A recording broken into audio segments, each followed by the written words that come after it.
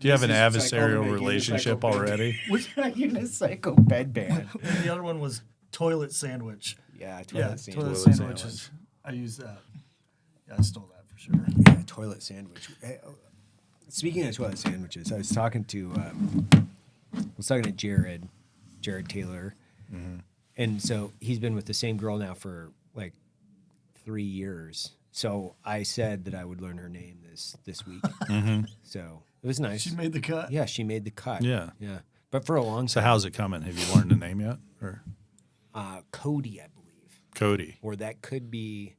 Is that his dog or is that his? Cody sounds like a dog name. Cody or one of those names. It's a C name, I believe. I think. Corey. Cody with a Y or You're getting there. I'm getting there. Yeah. I'm warming up to her. It's good to have you guys out. Thanks for having us. It's good to be here. It's good to see you. Man, I know it's been a while. Like the funny thing is like been a skinny minute. We laugh more than I laugh probably every week for the last several months. There's a lot to laugh about. Yeah. There really is. There's a ton to laugh about. So how long have we known each other? 15 years probably? Probably. 09? Yeah. I came in 09. Yeah. We knew each other before that. Can we talk about where we met? Yeah. Yeah. We all met in Kabul at this wonderful place called the Ariana Hotel, which is now. Did you guys see that this is 5 stars? Did you give it 5 stars? I didn't rate it. I just saw that it had Oh, 5 really? stars. You can rent I haven't it out. seen this. Yeah. You can rent the Ariana out as a Airbnb or some shit from the Taliban. Success. I know, right? Capitalism won. It did win. Yeah. Yeah. Yeah. It wasn't too long afterwards either. It wasn't too long. Dude. That I got that sent to me by one of the guys. Check it out. Want to go back? That is crazy. No, I'm good. I'm all good. Yeah, you were the new country lead. Is this right? Is that when we met? Sure. Yeah. I mean, I think. You were coming in. I was coming in for SOC. Yep. And you guys were Yep. OG B-dubs, right? And then you came in and you had talked to me before, or they had called or somebody had called and asked if I would do the Ariana. Yeah. And then I remember we were out at the range at Eagle and you pulled me aside and you were like, hey, what do you think about doing this? And we were with our buddy out there. The guy that was the Yeah, that's right. Yep. Yeah. And then it was good fun every day after that. Wasn't it? It was great.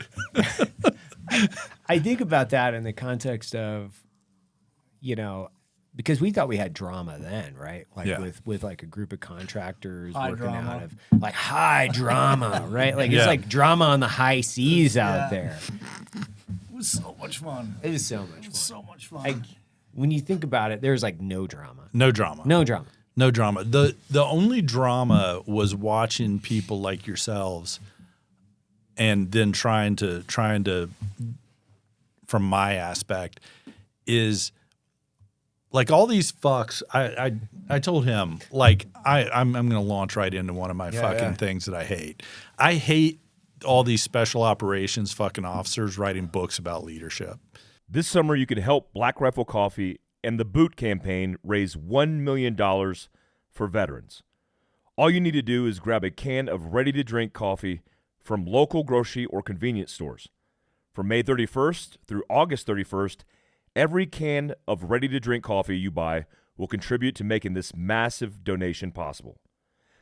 As one of the top veteran-focused nonprofits in the country, the Boot Campaign is on a mission to provide life-changing aid and benefits to veterans suffering from invisible wounds like post-traumatic stress.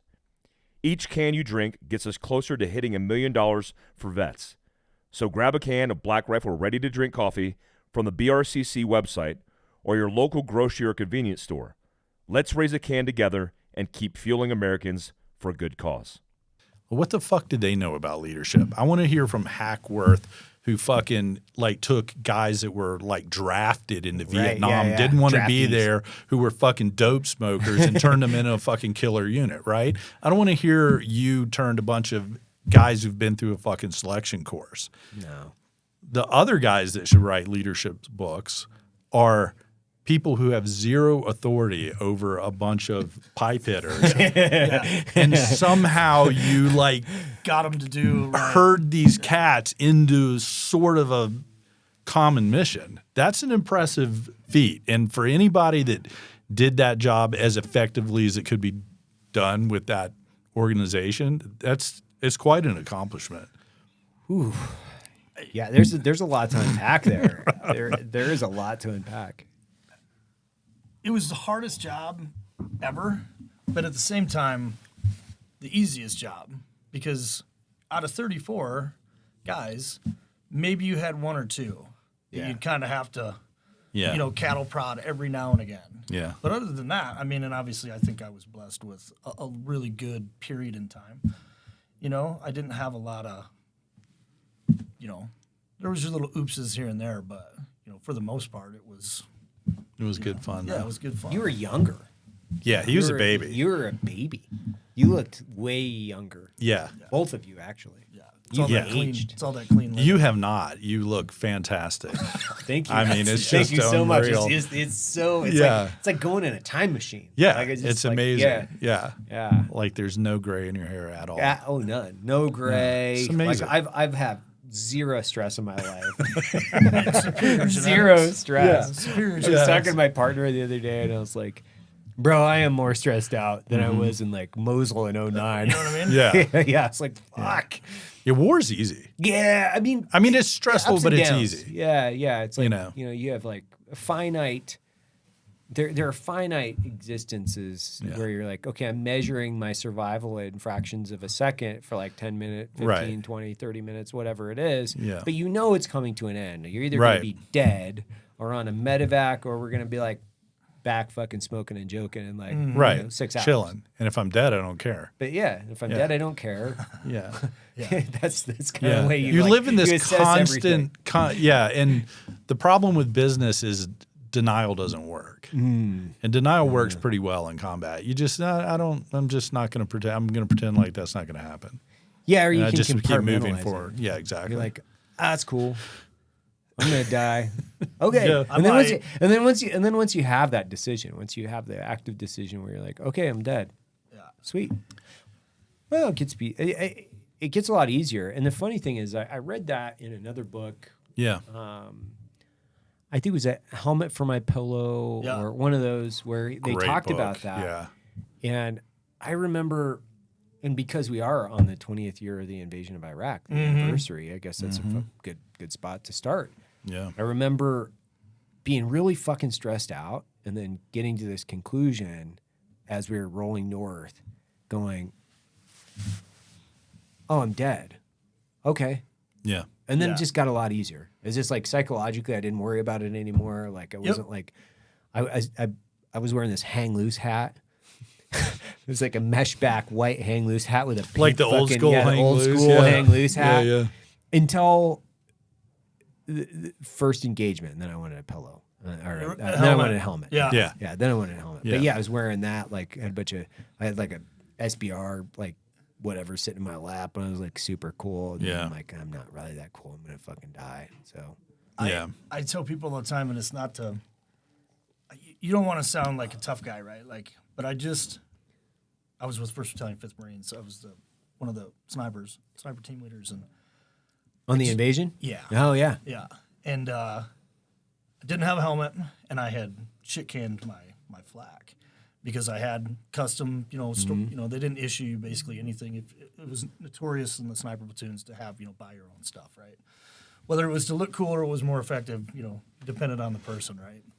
So no flak, no helmet, and I just felt like I was supposed to be there, Right. right? And that equipment, in my opinion, impeded me from doing my job to the best of my ability. So as much shit as I caught for not having either piece of equipment,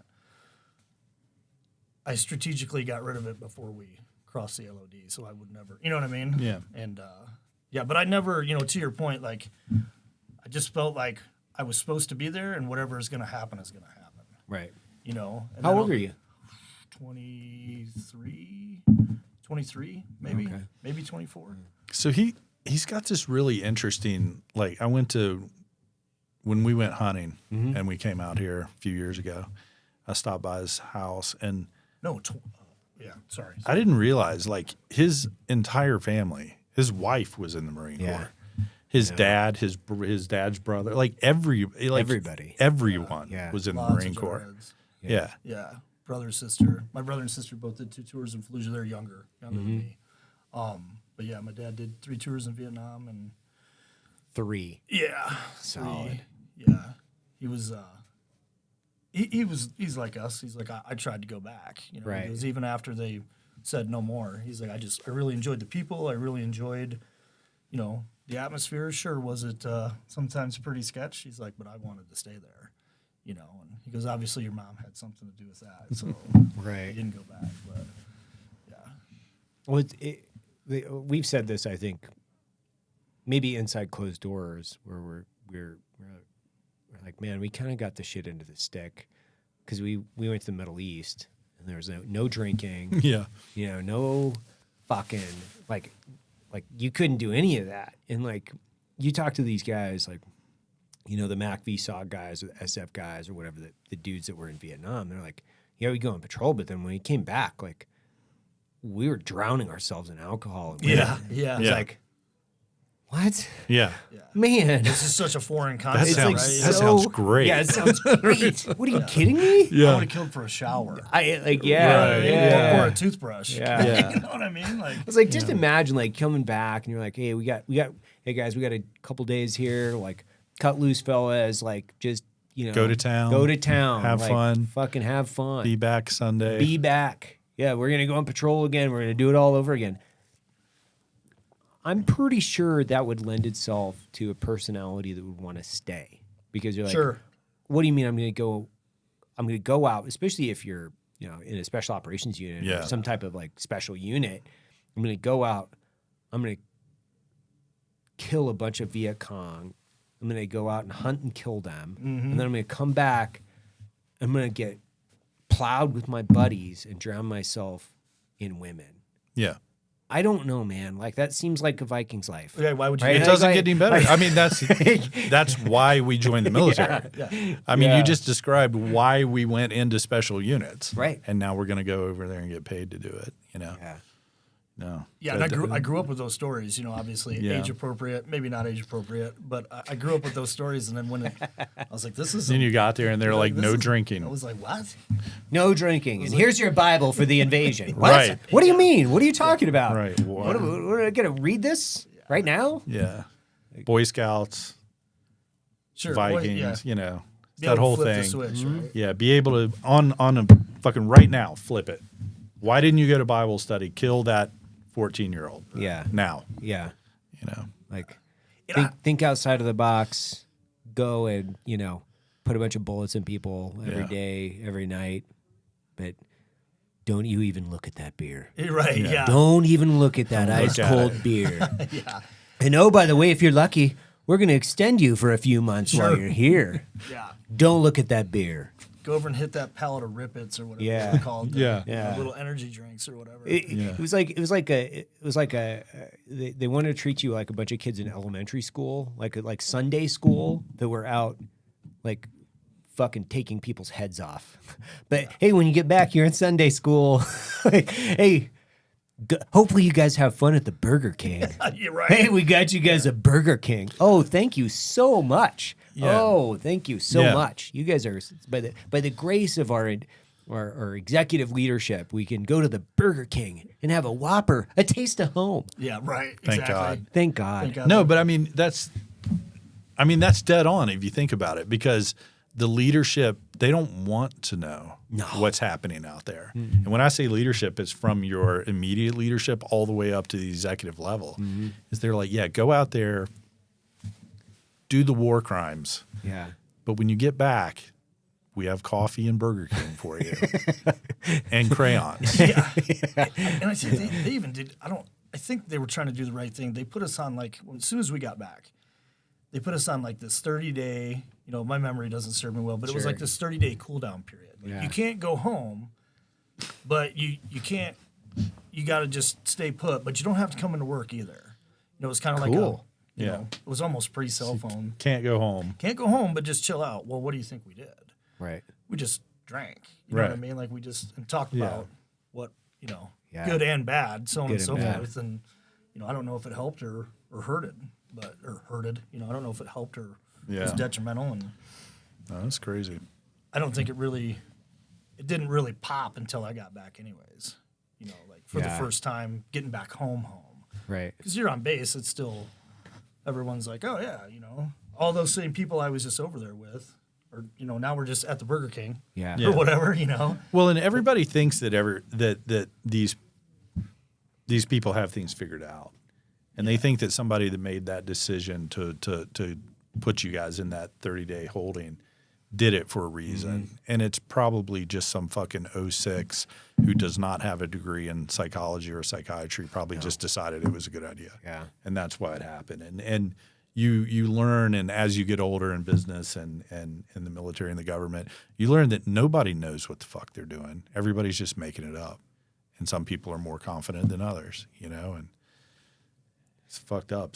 It's a hell of a way to run a country. Still one of my most, I mean, the 20th anniversary, I look back on it.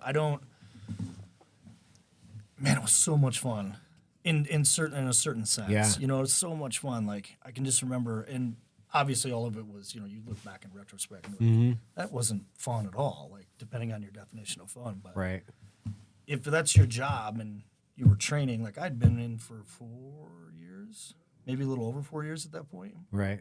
I mean, that was it. Like, we're getting ready to do this. Like, I'd struck gold, winning lottery. You know what I mean? And think about going through and then never having that experience, you know. I feel fortunate, you know, obviously good and bad. Whether we were right, wrong, and different, none of that even mattered to me. It was just, I'm going to get a chance to do my job. Thank God. Yeah. You know? And, it is, I had fun. I look back on it with fond memories. Yeah, it's been 20 years. That's crazy. 20. Yeah, that's the part I don't like about it. That was 20 years ago. I found that and this is like a child psychology level of thinking, but it's okay. I just found that it's okay to have like multiple different thoughts and feelings that directly represent the time. I think it's fine, you know, to have like things that are even conflicting and somewhat hypocritical. We definitely because that's war, right? Yeah. So you actually can't. I don't think that you can have a black or white representative thought about war. It is what it is in the sense of like it's 360 degrees. There are times when you're really happy. There are times you're really sad. There are times when you're fucking exhausted. There are times when you got tons of energy. It's times when you're like what I tell people is like I've literally had the best time of my life and the worst time of my life all within the same second. Yep. Yeah. So when you, I guess, have that dexterity around life, and I was trying to explain this to somebody that was asking me about, you know, combat just in general, and I said the thing that civilians won't understand is what I just said, which I've had the highest of highs in the human, like quite literally in human physical and psychological representation, and then I've also had the lowest of lows. And I've experienced those things all within the same second or the same 2 seconds. So when you think about it from like a bandwidth, I was like explaining this. So if you think about it like from a frequency wave and like on a megahertz or something, or I'm not even like kind of trying to scientifically unpack this. It's just a thought. Yeah. It's just my fucking opinion. A lot of people, they experience life and it's like in the center band where the highest high is like the road is got ice on it. Yeah. And it's the most stressful thing they'll ever experience in their life. Or I'm 5 minutes late for my dental appointment and that gets their adrenaline going. Yeah. Right. And you know, that's like the low point adrenaline. And like the greatest thing they'll ever do is like they rode a fucking hot air balloon or some shit. Right. And that's not, hey man, I'm not condemning anybody. And that's badass, right? Yeah. It's badass, but like if you've ever hot wired a fucking cement truck and drove it through the front compound of a fucking facility so you can kill everybody inside. Right. You Right. never done that before. I don't know if we can compare balloon stories to cement truck hot wiring and fucking driving Uday's, Formula One car around back. Right. I don't know if we can directly have those stories together. Right. I don't know if it's going to be like your balloon ride ain't going to be the same thing as like I got it. doing that. Just saying. I had a buddy. There's a thread. There's 10, 11 of us that are on this thread. One of the guys, super great dude. He's down in Costa Rica, and he's just living his best life. And he's constantly posting like his adventures down in Costa Rica. And he said, and I never miss a chance to bust this guy's balls because I love him. But he sends out these massive amounts of pictures of him sail fishing or sword fishing. And he goes, I cannot describe to you the adrenaline of this 150-pound fish coming at you at a high rate of speed. And I immediately just texted, I go, have you ever been pinned down by enemy machine gun fire? And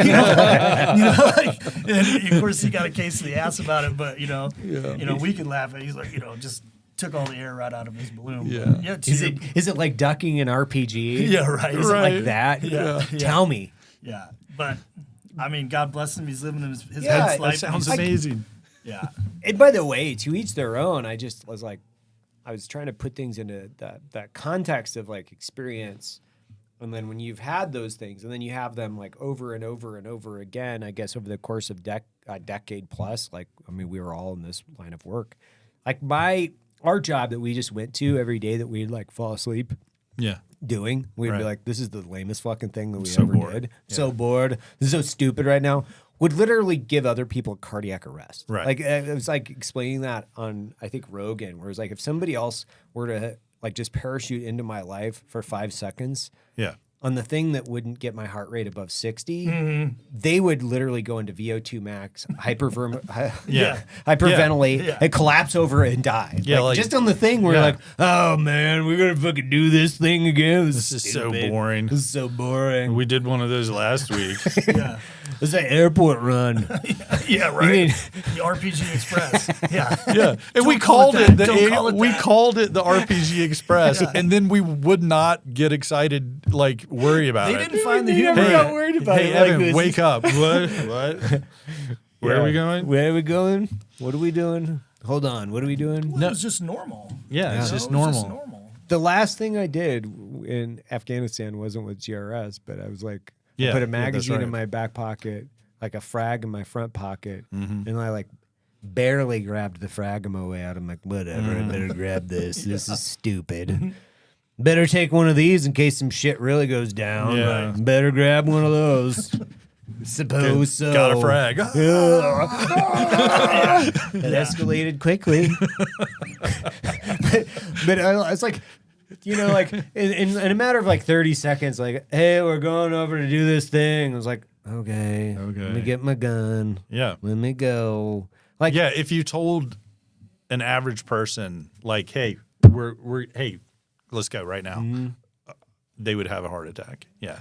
I got in an ambush coming home from work one night, like, because I was out in out past what was that Phoenix? Phoenix, yeah. We were out at KMTC and there was a fucking ambush on the road, and I got like hemmed up in it. It wasn't my ambush. Yeah. I wasn't part of the whole thing. It's just traffic. Yeah, it's just like, this is like instigated by an ambush. This fucking thing, man. I'm like so pissed off because I'm like, I'm not gonna get fucking, because it was This is so it was like inconvenient. steak night or something. I'm like, it's so inconvenient, man. Like, Couldn't they have like, done the I'm ambush trying to, 30 minutes later? Yeah, so I'm like, oh fuck, man. Like, now I'm trying to reverse out and get out of this fucking ambush so I could like go, make and then lobster I was like night. trying to figure out how to get around the backside, go like way up and around KMTC and back down into the city.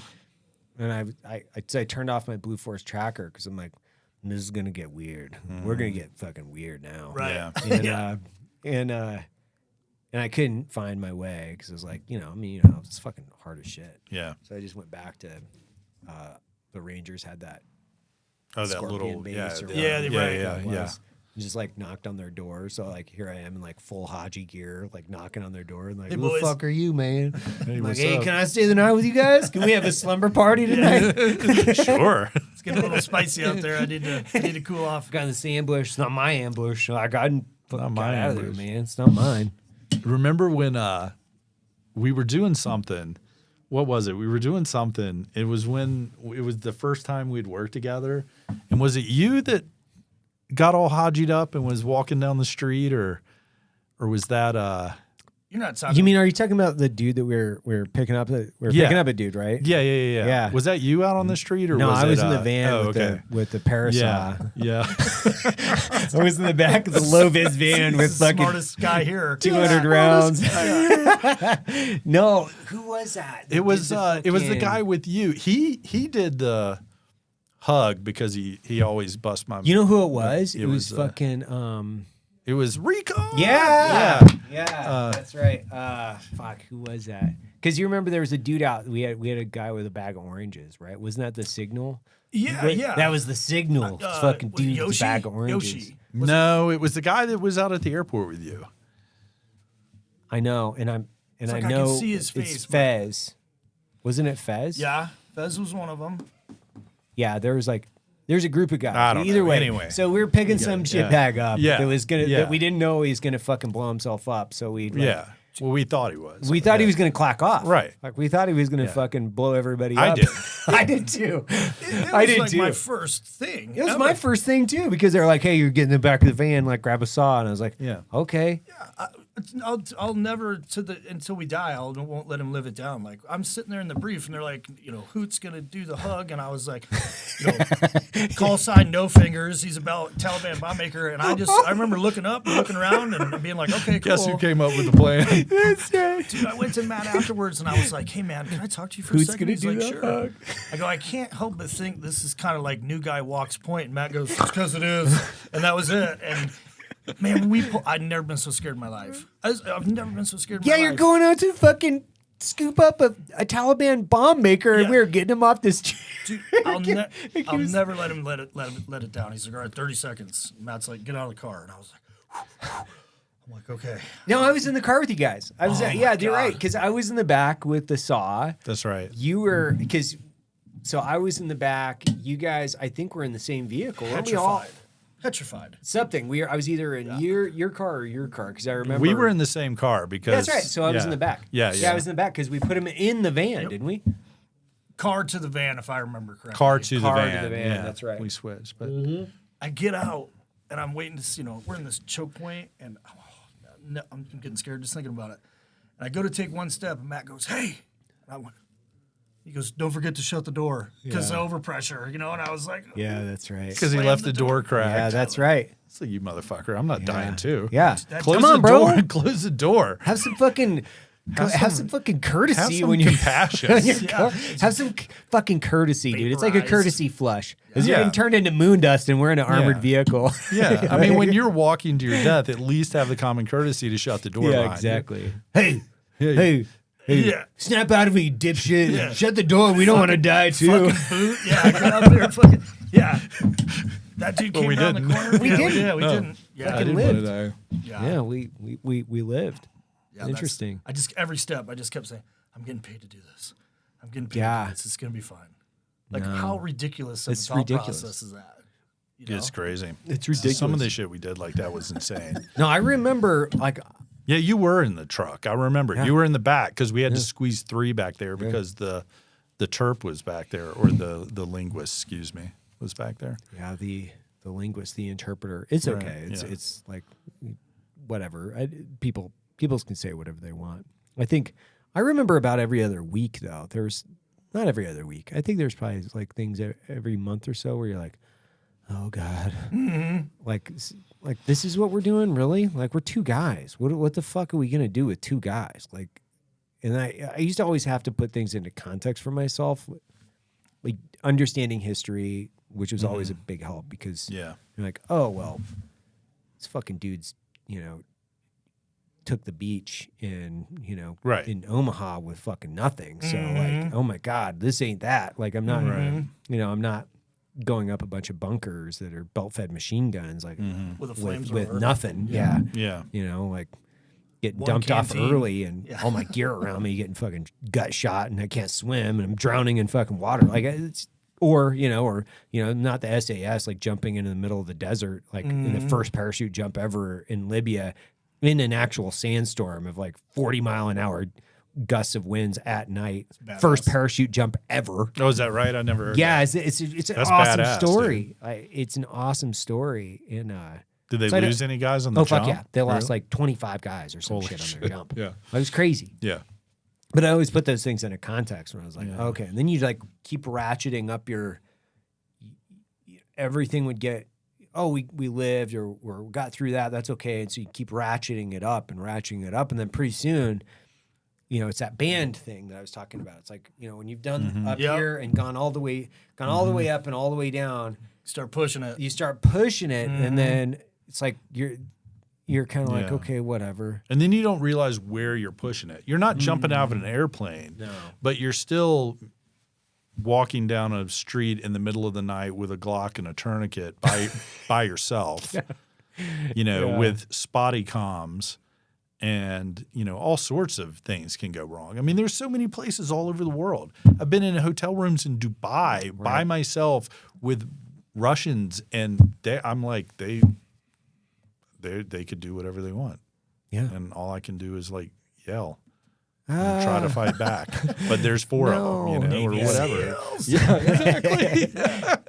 And it's like in this myth of Jason Bourne where you're Oh, like, come on, I'm yeah. gonna fucking Four beat these. I'm gonna guys beat is up gonna- four right. Russian guys that are probably in the Russian mafia Right. before they joined. Four guys like, that are yeah, my yeah. equivalent Yeah. who've spent 30 years training violence. That have probably killed 50 people with their Yeah. bare hands just Yeah. for fun. Sawed off Right, Chechen's heads. They gotta and do shit. that to get in. Yeah. They gotta do that just to make I'm it. gonna fight those guys off because I'm a Navy SEAL. Because I'm a Navy SEAL. Yeah. Navy SEALs. Yeah. Yeah. It's crazy, man. But anyway, the Glock and the tourniquet, like you're out there doing it, and it's not the beach at Normandy, but some sketchy shit. Like, and just the total lack of support. Oh yeah. Like complete lack of support. Like no one knows But that's you're all there. in like retro. Like how often did you stop and go, this is bananas? Well, at first, I think we all did, and You know then, what I like you said, you got Yeah. inoculated to it. I've forgotten stuff. Right. Like that's the other thing. Oh, is, I don't like, remember We don't hardly remember anything,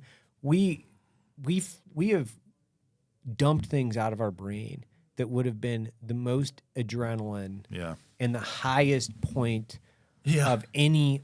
When I say 99% of other people in America, we just forgot about it. Yeah. Like a guy will remind me, is like, hey, you remember that time when we were doing that fucking thing? And I'm like, Right. oh yeah, you're right. And then I think about it. Like my wife was saying something about that the other day. She's like, you forgot about that? How could you forget about it? I'm like, I didn't forget about it. It just right. It just doesn't like register in my time frame or whatever it was. It just never comes up in your conscience. Yeah. No, I forgot about it. Like the first time I ever got shot at was actually in the Philippines, and I was taking a shit. I totally forgot about it Right. until I really had to think. I was like, oh yeah, that's right. It was actually in the Philippines. I was taking a shit. And like and Whoops. like rounds started coming in, and I didn't really know what they were. And That's it was really like me and another buddy. We That's just really started joking around inconsiderate, about by it. the way. Did they know you were shitting? No, I don't Okay, think okay. so. Because but I that's totally forgot about Because it. that's super inconsiderate. It is. Yeah. It's super inconsiderate. Yeah. Okay. Good. So as long as they didn't know you were shitting, we Mm-hmm. can let that slide. But But it's some like Filipino communist or some shit. so right? you thought it was like little bugs hopping in the Yeah, I leaves didn't or know. something? Like you You're don't know. Like you don't Yeah. know shit. what is Did you that? get to Dumb finish? as fuck.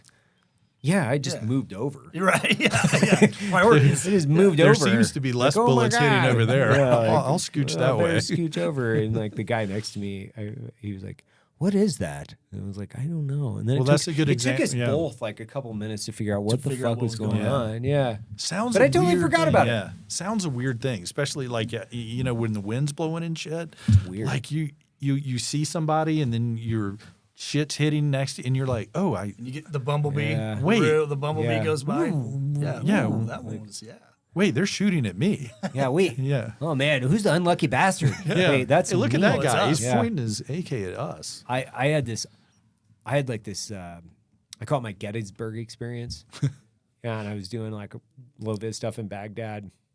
I was on top of this roof, and there was and this was probably like 05 or so. And so we were in like southwest Baghdad area, and I was Things are getting spicy. oh, super 05, spicy. yeah. Like it was like it was gnarly. Yeah. The weather was like, it was raining a lot outside, you know, it was like a lot of fucking steel rain. And, you know the stories about Gettysburg where there were people that showed up to watch the battle. Yeah. Right. And they were like packing lunches and they were like watching. Civil War's which crazy. is fucking crazy, by the way, which is fucking completely crazy. Yeah. Like, oh, hey, Francis, did you pack our lunch so we can go watch people get their fucking heads blown off? Yeah, let's do it. Look at them go. Look at them go. Yeah. Look at our boys fight. Wonder who's that. going to win. And so I was on top of this fucking roof, and the local militias started going at it. Yeah. And so I was just sitting there, and I'm like, not my gunfight once again. Like, sure. not my gunfight. Like, and I was just like, I had like a pound cake or some bullshit that I was like, it was actually, I think it was a sandwich. And I was like just sitting there watching these two guys just fucking go at it, like back and forth, all within, you know, kind of a square block right below the building. Yeah. And it was wild to watch a gunfight that you're not involved in live, like live TV. Yeah. And it was just a total shit show, by the way. Yeah. Like, fuck, guys, like, you know, pulling out their AKs and shooting around corners and like running across the street and rattling off stuff. Yeah, You know, sure, it's a total shit show. Yeah, the first thing, of course, like a good SF guy would want to do is like, You start God, if I could, critiquing, right. if I could just have a couple weeks with those men, I could really square them away. Yeah. Hey, get these guys to tighten up. Yeah. No, get these guys to tighten up. But it was like a wild experience where like you get to watch an actual gunfight and you're just watching it like TV. I mean, it went on for like 20 minutes.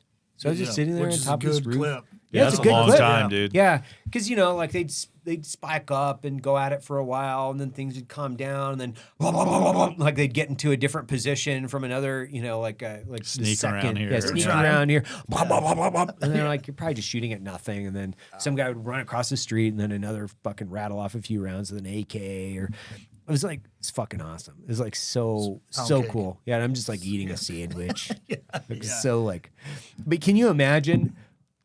No other context in my life would I sit on top of a roof and just be like, yeah, Look at this. look at this gunfight going on. Hey guys, you guys got any pickles? Yeah, like how often were you like, holy shit, did you just see that? Yeah. Did you just see that? You know, if you have time, you know, did you just see that? And you're like, yeah. Yeah. And I'll process that later. Yeah. Right. You know what I mean? Like I'll, Yeah. you know, And just how easily people will just like flush their life away. Yeah. It's like, you're not paying attention, dude. Turn around. Oh, he's dead. Yeah, he's dead. Yeah, he's dead. Yeah. Just because you got lazy. You just Yeah. couldn't, you know, just got lazy. it's bananas. That's pretty dark. If you think about it, like we're sitting here talking about, we're laughing about people fucking getting in little gunfights and stuff. You know, it's crazy. Well, it's remember, hey, by the looks, remember, homeboy, when you guys were triaging after the bunker? Yeah. You know, hey, by the looks here, you know what? Looks like you've lost a lot of blood. What? You know? Yeah. Well, that's The another. That's darkest of humor. You can say whatever you want to say on this podcast. You don't even have to, like, by the looks of your dick. Is that what you're going to say? Yeah. Yeah. By the looks of your that dick. was what's his name? Ed. I can't remember what his Yeah. first name was. I wasn't even Yeah, Yardbird. Yardbird. Yeah. Yeah. I thought he was dead, dude. Because when he came out of that bunker, that bunker birthed him. Yeah. Like he went in and you heard brop brop. Yeah. And then it spit him out. And he slid up and somehow ended up like right next to the bunker. And I think it was you. No, I was in the Sada bed. Somebody asked me, they were standing next to me, and somebody asked me, they said, how's Ed or how's Yardbird? And I remember looking down and seeing the blood right there at the front point of the hip, Yeah. you know, inside of the hip. And I was like, oh, femoral. And I said, he's done. And I thought he was dead. And apparently he heard me. Come on, man. Yeah, come on, man. It was one of those like, wait a second. Wait a second. I was like, he's done. He's done. He's done. Don't worry Whatever. about Don't him. worry about Hey, him. you guys want to go in and grab some chow? So sandwiches? You went Yeah. from Corned beef, anybody? went from completely dismissive to let's crack jokes. You know what I mean? No in between. Yeah. But that's Exactly. like, that's the thing I think that people, like, they discount is it, the humor is the one thing that It's the thing that we continue to use and utilize. It's a coping mechanism. It's a bonding mechanism. It's a form of communication. It's a form of armor. It's all over, right? So people call it like gallows humor. Mm-hmm. But in reality, I think you can say whatever it is you want to say about the psychology involved with using humor in order to as a coping mechanism. But it's like, I think you've already coped psychologically, and all that's doing is like trying to provide a bit of levity out of the worst, because it doesn't do it's better than screaming. Yeah, or like, oh my god, we're all gonna die. Dramatic, right? It's like unspooling. Yeah. Like I've made the worst jokes. I can't even talk about the jokes I've made. They're probably great. They're fucking great hilarious. Jokes, yeah. Like they're hilarious. The worst great jokes. They're the worst great jokes ever. And like I was scooping up these. I was scooping up these fucking suicide bomber, and I forget what year it was. By the way, we scooped up a lot of for the number of suicide. I mean, they have a large number of people willing to commit suicide. Yeah, because we scooped up a ton. It seemed like every week we were scooping up somebody that was. We willing had like to a snow shovel, and like we're just putting them in trash bags. Yeah, and like you'd be looking at, you grab a foot here and a foot there, or whatever. And I don't care what anybody says. It's like you can't have these conversations with America and like, oh, I'm so broken. It's like, no, man, I'm not broken. You know, this has been going on for thousands of years. Oh, yeah. You know, men and women, rightfully so, not even rightfully so, but this is a human existence. Like, as soon as we could pick up rocks, we started clubbing each other in the fucking head. Yeah. And if you start thinking about it and you let it get to you, then it will get to you. If you're like, okay, well, this is my job, and this guy tried to kill me, but you know what? He didn't. So, you know, we've got to dispose of the human. Like it's and like the civilians out there that don't understand it. It's like, yeah, there are humans that are dead in war zones, and you don't just leave them. You don't just go, hey, well, better hope the flies do their job. Like, here we go. You know, you're not just like leaving them. You got to do something with them. And the people that have to do that, it's not like we have a cleanup crew. It's not like we have we can call the garbage man and be like, hey guys, got a couple over here. You got to do it. And well, it goes back to that Sebastian Younger thing. I think he talked about it when in that book Tribe about how, or maybe when he was doing Restepo, about how we are just so disassociated as a society from death. Like most people have never seen a dead body, or if it is, it's in a casket. And, you know, we're just not used to dealing with that. And in old, you know, back in the old days and in other countries, it's part of your life, you know. It's kind of, you know, fucked up. But it's, I mean, you think about it, it's not, right? It's like death is a part of life. It's inevitable for everybody to do this. Like, we're all going to have to go through it. And it's not a matter of like, Americans do this really great job of trying to avoid every circumstance in which they have to deal with their own finite existence, right? Their mortality. Yeah. It's like we put our old people away. We essentially lock them into medicated prisons. You know, I don't want to see it. And then, you know. That's a good point. And then we're going to have a funeral. You know, oh, you get to view the person, but we're going to put a bunch of fucking makeup on them. And then you're going to put them in the ground. You're never going to see them again, right? Like that's American. But they're dry and comfortable. Yeah. Because they're in a lead box. Mm-hmm. Like we preserve them in the ground, and we can go see grandpa or grandma and look at their headstone and read the words on a grave and say, hey, we're with you. I know you're 6 feet below, and we're with you, grandma. It's like, yeah, but you didn't see grandma for the last fucking 10 years of her life. You're just shoveling fucking medication in her mouth and telling her to shut the fuck up, and maybe like wheeling her out on Thanksgiving for everybody to see. Whereas like, I think people they need to be uncomfortable. They have to be forced into this situation to understand human existence. So like my wife and I, we talk about it all the time. My dad's an asshole. He's one of my favorite assholes. He's hilarious, but he's never going to. I find that hard to home. believe, knowing you. Yeah, he's never going to a nursing home. Right. Yeah. It's like he's going to live with us. Right.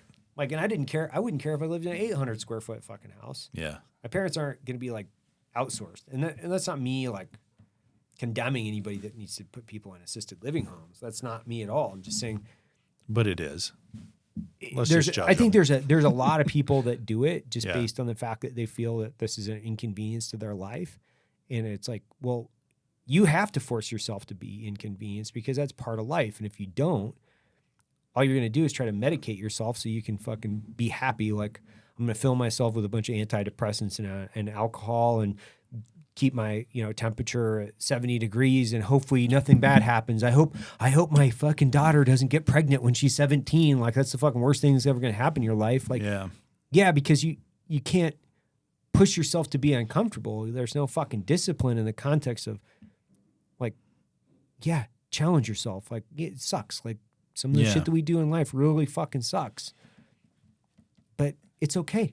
Yeah. Like, that's part of the whole thing. It's part of it. It's part of the whole thing. And I'm Yeah. like, I think there's just this incessant need from Americans. We're so comfortable. We're so like, Yeah. and I'm not saying we. I think we've been uncomfortable long enough. We actually understand it. But it's like, everybody wants to be so fucking comfortable all the time. And I honestly think that leads to unhappiness.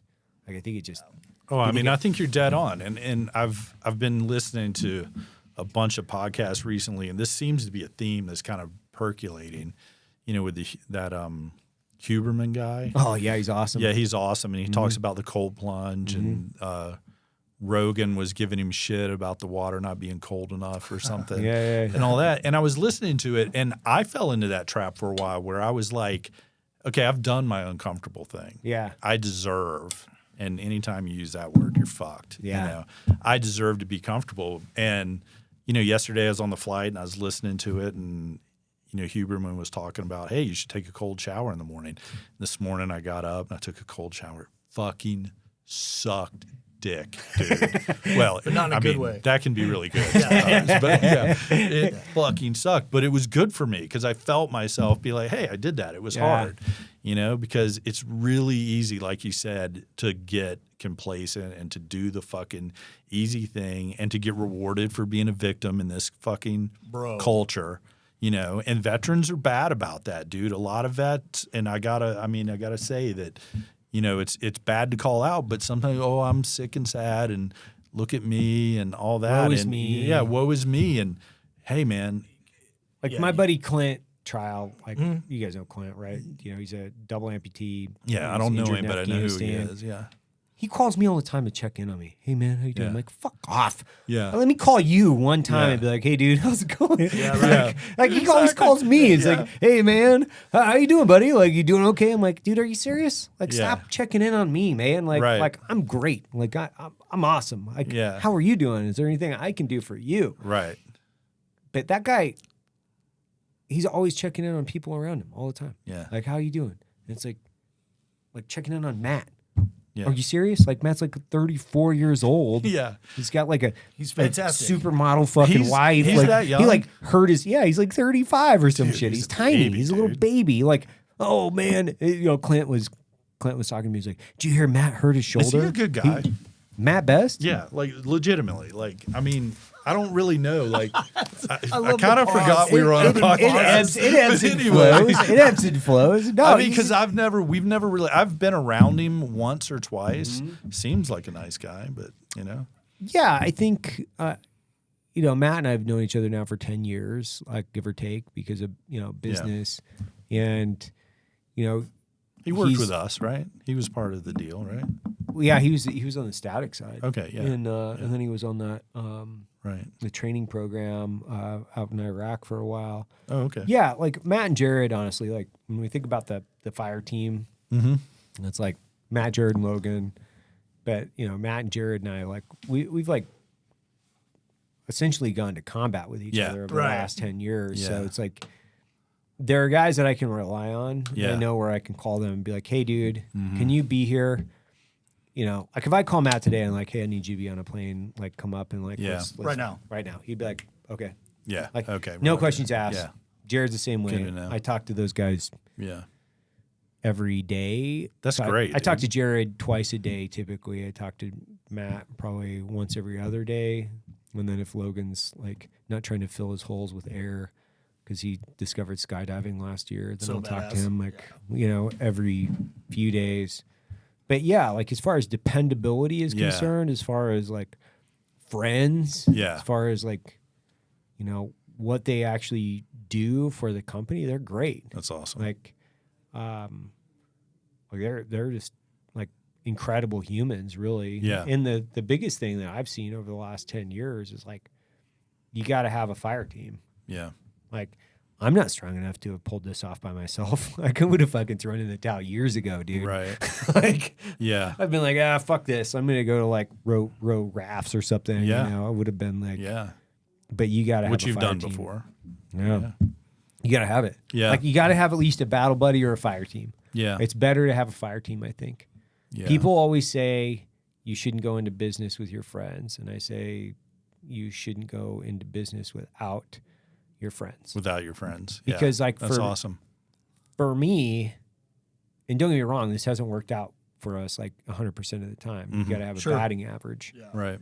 But for me, we can't go from what we did with like we were always surrounded by the team. Like there was never not a team. We always had a team. There was never not a team. It's a team psychology. Everything is about the mission. Everything is about collective psychology, collective accomplishment. It's never about the individual. It's always about the mission. Yeah, the mission. Yeah. And then for a person to punch out and just do it by themselves, it's going to get exponentially more difficult. Yeah. And there are some people that are suited for that because there are also people within the organizations that we grew up in, I think that they're always kind of that selfish to begin with, and they didn't like the collective aspect of They the didn't team. like having to share the credit. And, No. Yeah. And we have worked with those guys. We were like, Right. this fucking ass clown. Yeah, this like guy. this guy again. Yeah. This and I called it like there's the missions, they're the me's. Yeah. I don't think if you're a me, that'll work out great because you never fucking liked the mission to begin with. It was all about it's all it was all about your you. headgear, or it was all about your Right. fucking thing that you like, you know, throwing around your creds or whatever. You know, somebody pushed you down when you were 6 years old and you want to tell them that you work for the CIA. I don't fucking know. right. Right. But it was all about something else. It wasn't about like doing the thing. It was like the missions and the me's. Yeah. The me's will be fine. The missions will not be fine doing it on their own. They're not going to do well. Yeah, it's impossible. It's impossible. You got to have a team, and that's one of the reasons. That's why cool. Those guys are That's great. cool to hear. And one of the things that I learned from you and early on, because I started like coming around pretty early, you know, and then we pulled Dagan in, and he started coming around, and you were preaching because, as you know, like the SEAL community, they eat their own. I think worse. Every special operations community likes to fucking right. eat their own. Like they all like to eat their own, and I just noticed it It's from my wild. side. So, but you were the first person that I ever saw that was preaching the "Hey, let's help people out" thing. And at first, I was like, "Okay, that's weird. I know Evan; he's a cool guy, but does he want something? Like, what is this angle? It's always an like angle. this is bullshit. This, you know, what's the angle?" And then I learned, well, no, it's for real. You're legit, and you mean it. And then you start noticing, like, why are we like that? Why? What is it that makes us like that? And why are the units so fucking toxic, but so successful? And I can't put my finger on it, you know, because in the civilian world, like one of the reasons that I brought Dagan into Nomadic Research, by the way, which is our company, shameless plug. Shameless. You're gonna have to Yeah. plug it. Like, you're gonna have to really unpack Exactly. it. You got Yeah. some of those Yeah, zins in your of course I pocket. do. Yeah. Yeah. One of the reasons I brought him in was exactly that, because I didn't want to do it alone. I wanted to do it with friends and with other people that I had a common mission. Well, it's more fun. At the It's end more of the fun. day, Yeah. it's more fun. And honestly, like I look at it like this. It's like I would never in my wildest dreams go on fucking patrol by myself. Right. Like, it's fucking nuts. Like I can't do CQB. I hate doing CQB by myself. I hate doing anything like psychologically, I'm not actually wired to do a lot of things by myself. And that's fine. I'm fine like admitting it. I'm not that fucking tough and I'm not that cool. Like, I need to have a team. Like, that's just the way it is. I got to have a peer group of people that when I go left, they go right. That like when I need 360-degree security, we can go down to 30%. Like, that's what I need, man. Like, I get it. Like, that's what I got. Yeah. I think I can relate to both because, like, I started out in the Marine Corps sniper community, and I'm old enough to be where it was only 2 dudes, and it was, you know, the team was a 2-man team, and so it was still, you know, Vietnam era, you know, and it wasn't until midway through the GWAT where they started plussing the teams up. And like even my team in Iraq, it was 4 guys total, but it was basically 2 2-man teams, right? And we would split up, you know, and it was, I really enjoyed the perceived responsibility to where someone has the confidence in my capabilities and my judgment and my training to let me and one other person go. Right. Yeah. And not only go, but theoretically depend on what it is that we're, you know, I felt I took such an immense amount of pride in that quote unquote, you know, responsibility. But you need a team too. Yeah. You know what I mean, there was plenty of times where I was glad that the 4 of us were together. Right. And maybe wished we would have had more. You know, so I can see it from both ways, and I can't, like you said, I can't fathom, you know, going back and doing it the way we did it, you know, now. So yeah, I think, you know, I'm happy in both cases. Yeah, I guess is what I'm saying. Yeah, you know, but prefer to be surrounded by. Looking for a quick and easy way to grab your favorite Black Rifle Coffee roast? Well, you can find America's Coffee on the shelves of your local Walmart. Stock up on your favorite roast, as well as several Walmart exclusives you can't find anywhere else. No need to worry about waiting for shipping or having to drive all the way across town to find your BRCC coffee. Whether you're filling up for an early morning hunt or just need a pick-me-up during a busy day, stop by Walmart and grab a bag of Black Rifle Coffee today. But it's crazy, like to watch like your journey from the outside. It's crazy, dude. And I mean, not to sit here and blow sunshine up your ass, but I mean, you have a stock ticker, by the way. I'm not sure if you know that. But, yeah. If you haven't seen it lately, I don't know if you, yeah. Makes me want to. Right. And so those are stresses that none of us can understand. And then to see, like, I think I texted you this, but I'm sure everybody in the world was texting you when your stock went. Oh, I changed my phone number, But so only like 10 people had it. So to see, well, that explains everything. But like, I mean, this sounds totally, it's a little gay, but like to watch that film, and when I watched your wife look at you at the bell, yeah, I was like, dude, every man wants that. Like that look was like, you fucking did it. Yeah. That was impressive, dude. Proud, that man. was fucking impressive. Like badass when she proud. looked at you, I was like, that's the look that every fucking dude is going for. That was pretty fucking badass, dude. Well, that was cool. The funny thing is like, I've never really talked about this. I don't really, because I just don't, I find it very uncomfortable, you know, most of the time where I'm like, I find it really uncomfortable. Yeah. Like, it's not me trying to be humble. I don't really Yeah. care about it. It's just, I find it really uncomfortable to talk about it. But one of the reasons the most clearly defined reason why I took the company public was because I needed to show our peer group of GWAT veterans that you could start something in your garage Yeah. and take it public. And I did it in 9 years. Yeah. And Yeah. if me being me, and you guys know me, like I'm not the brightest bulb in the fucking barrel. If I can do it, Right. then there's really nothing preventing really smart, driven, like handsome, intelligent, tall fucking people out there doing it themselves. Right, And yeah. it doesn't matter. Like people say, well, do you like the criticisms? I'm like, the criticisms don't matter. You know why? Yeah. Because I hear 10 stories a week from guys who are like, dude, I started a liquor store or a lawn mowing business or a Yeah.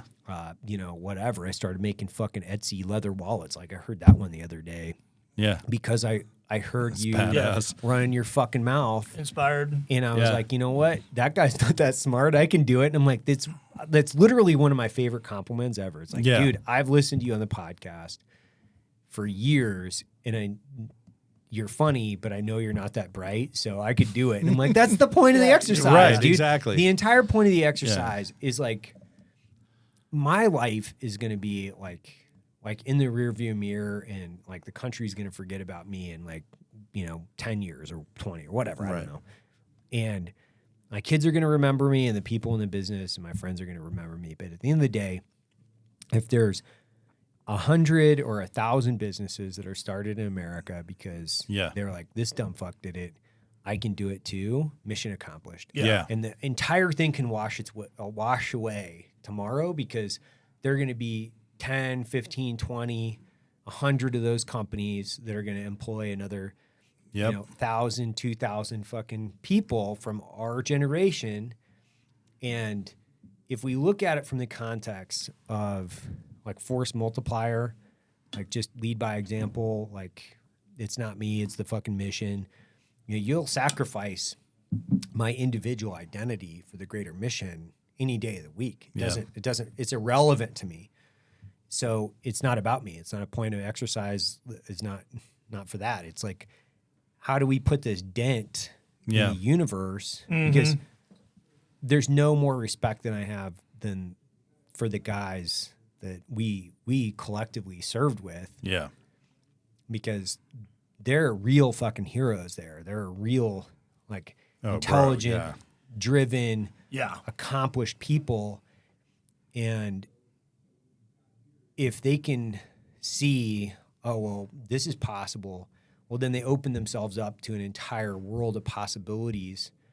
Like I was talking, I have this, like, incredible spot where I get to talk to guys like Earl Plumley, holy shit. Like, he called me the other day and we were talking about, first group, because he's still sergeant major of first group.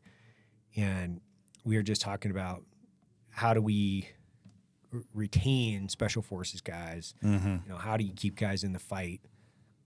Because it's hard right now to keep guys motivated. Yeah. You got to get rid of all the officers. That's step one.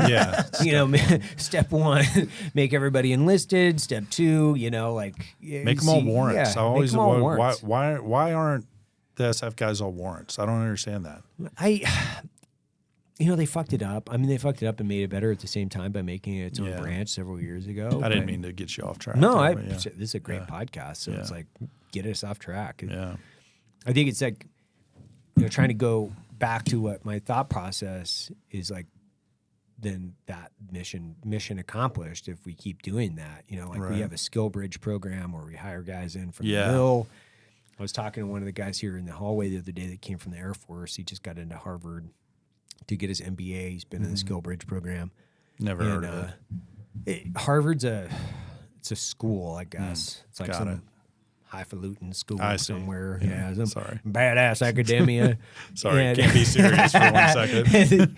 we shouldn't be. No. And he was like, man, it's fucking wild, man. Do you feel the pressure? I was like, man, like the pressure that you feel is from the peer group identity as to, like, am I serving the community well enough? Am I providing? Am I embarrassing? Am I embarrassing the community? And trust me when I say this, like, I say shit all the time that's probably embarrassing for anybody. They're like, oh my God, this fucking guy.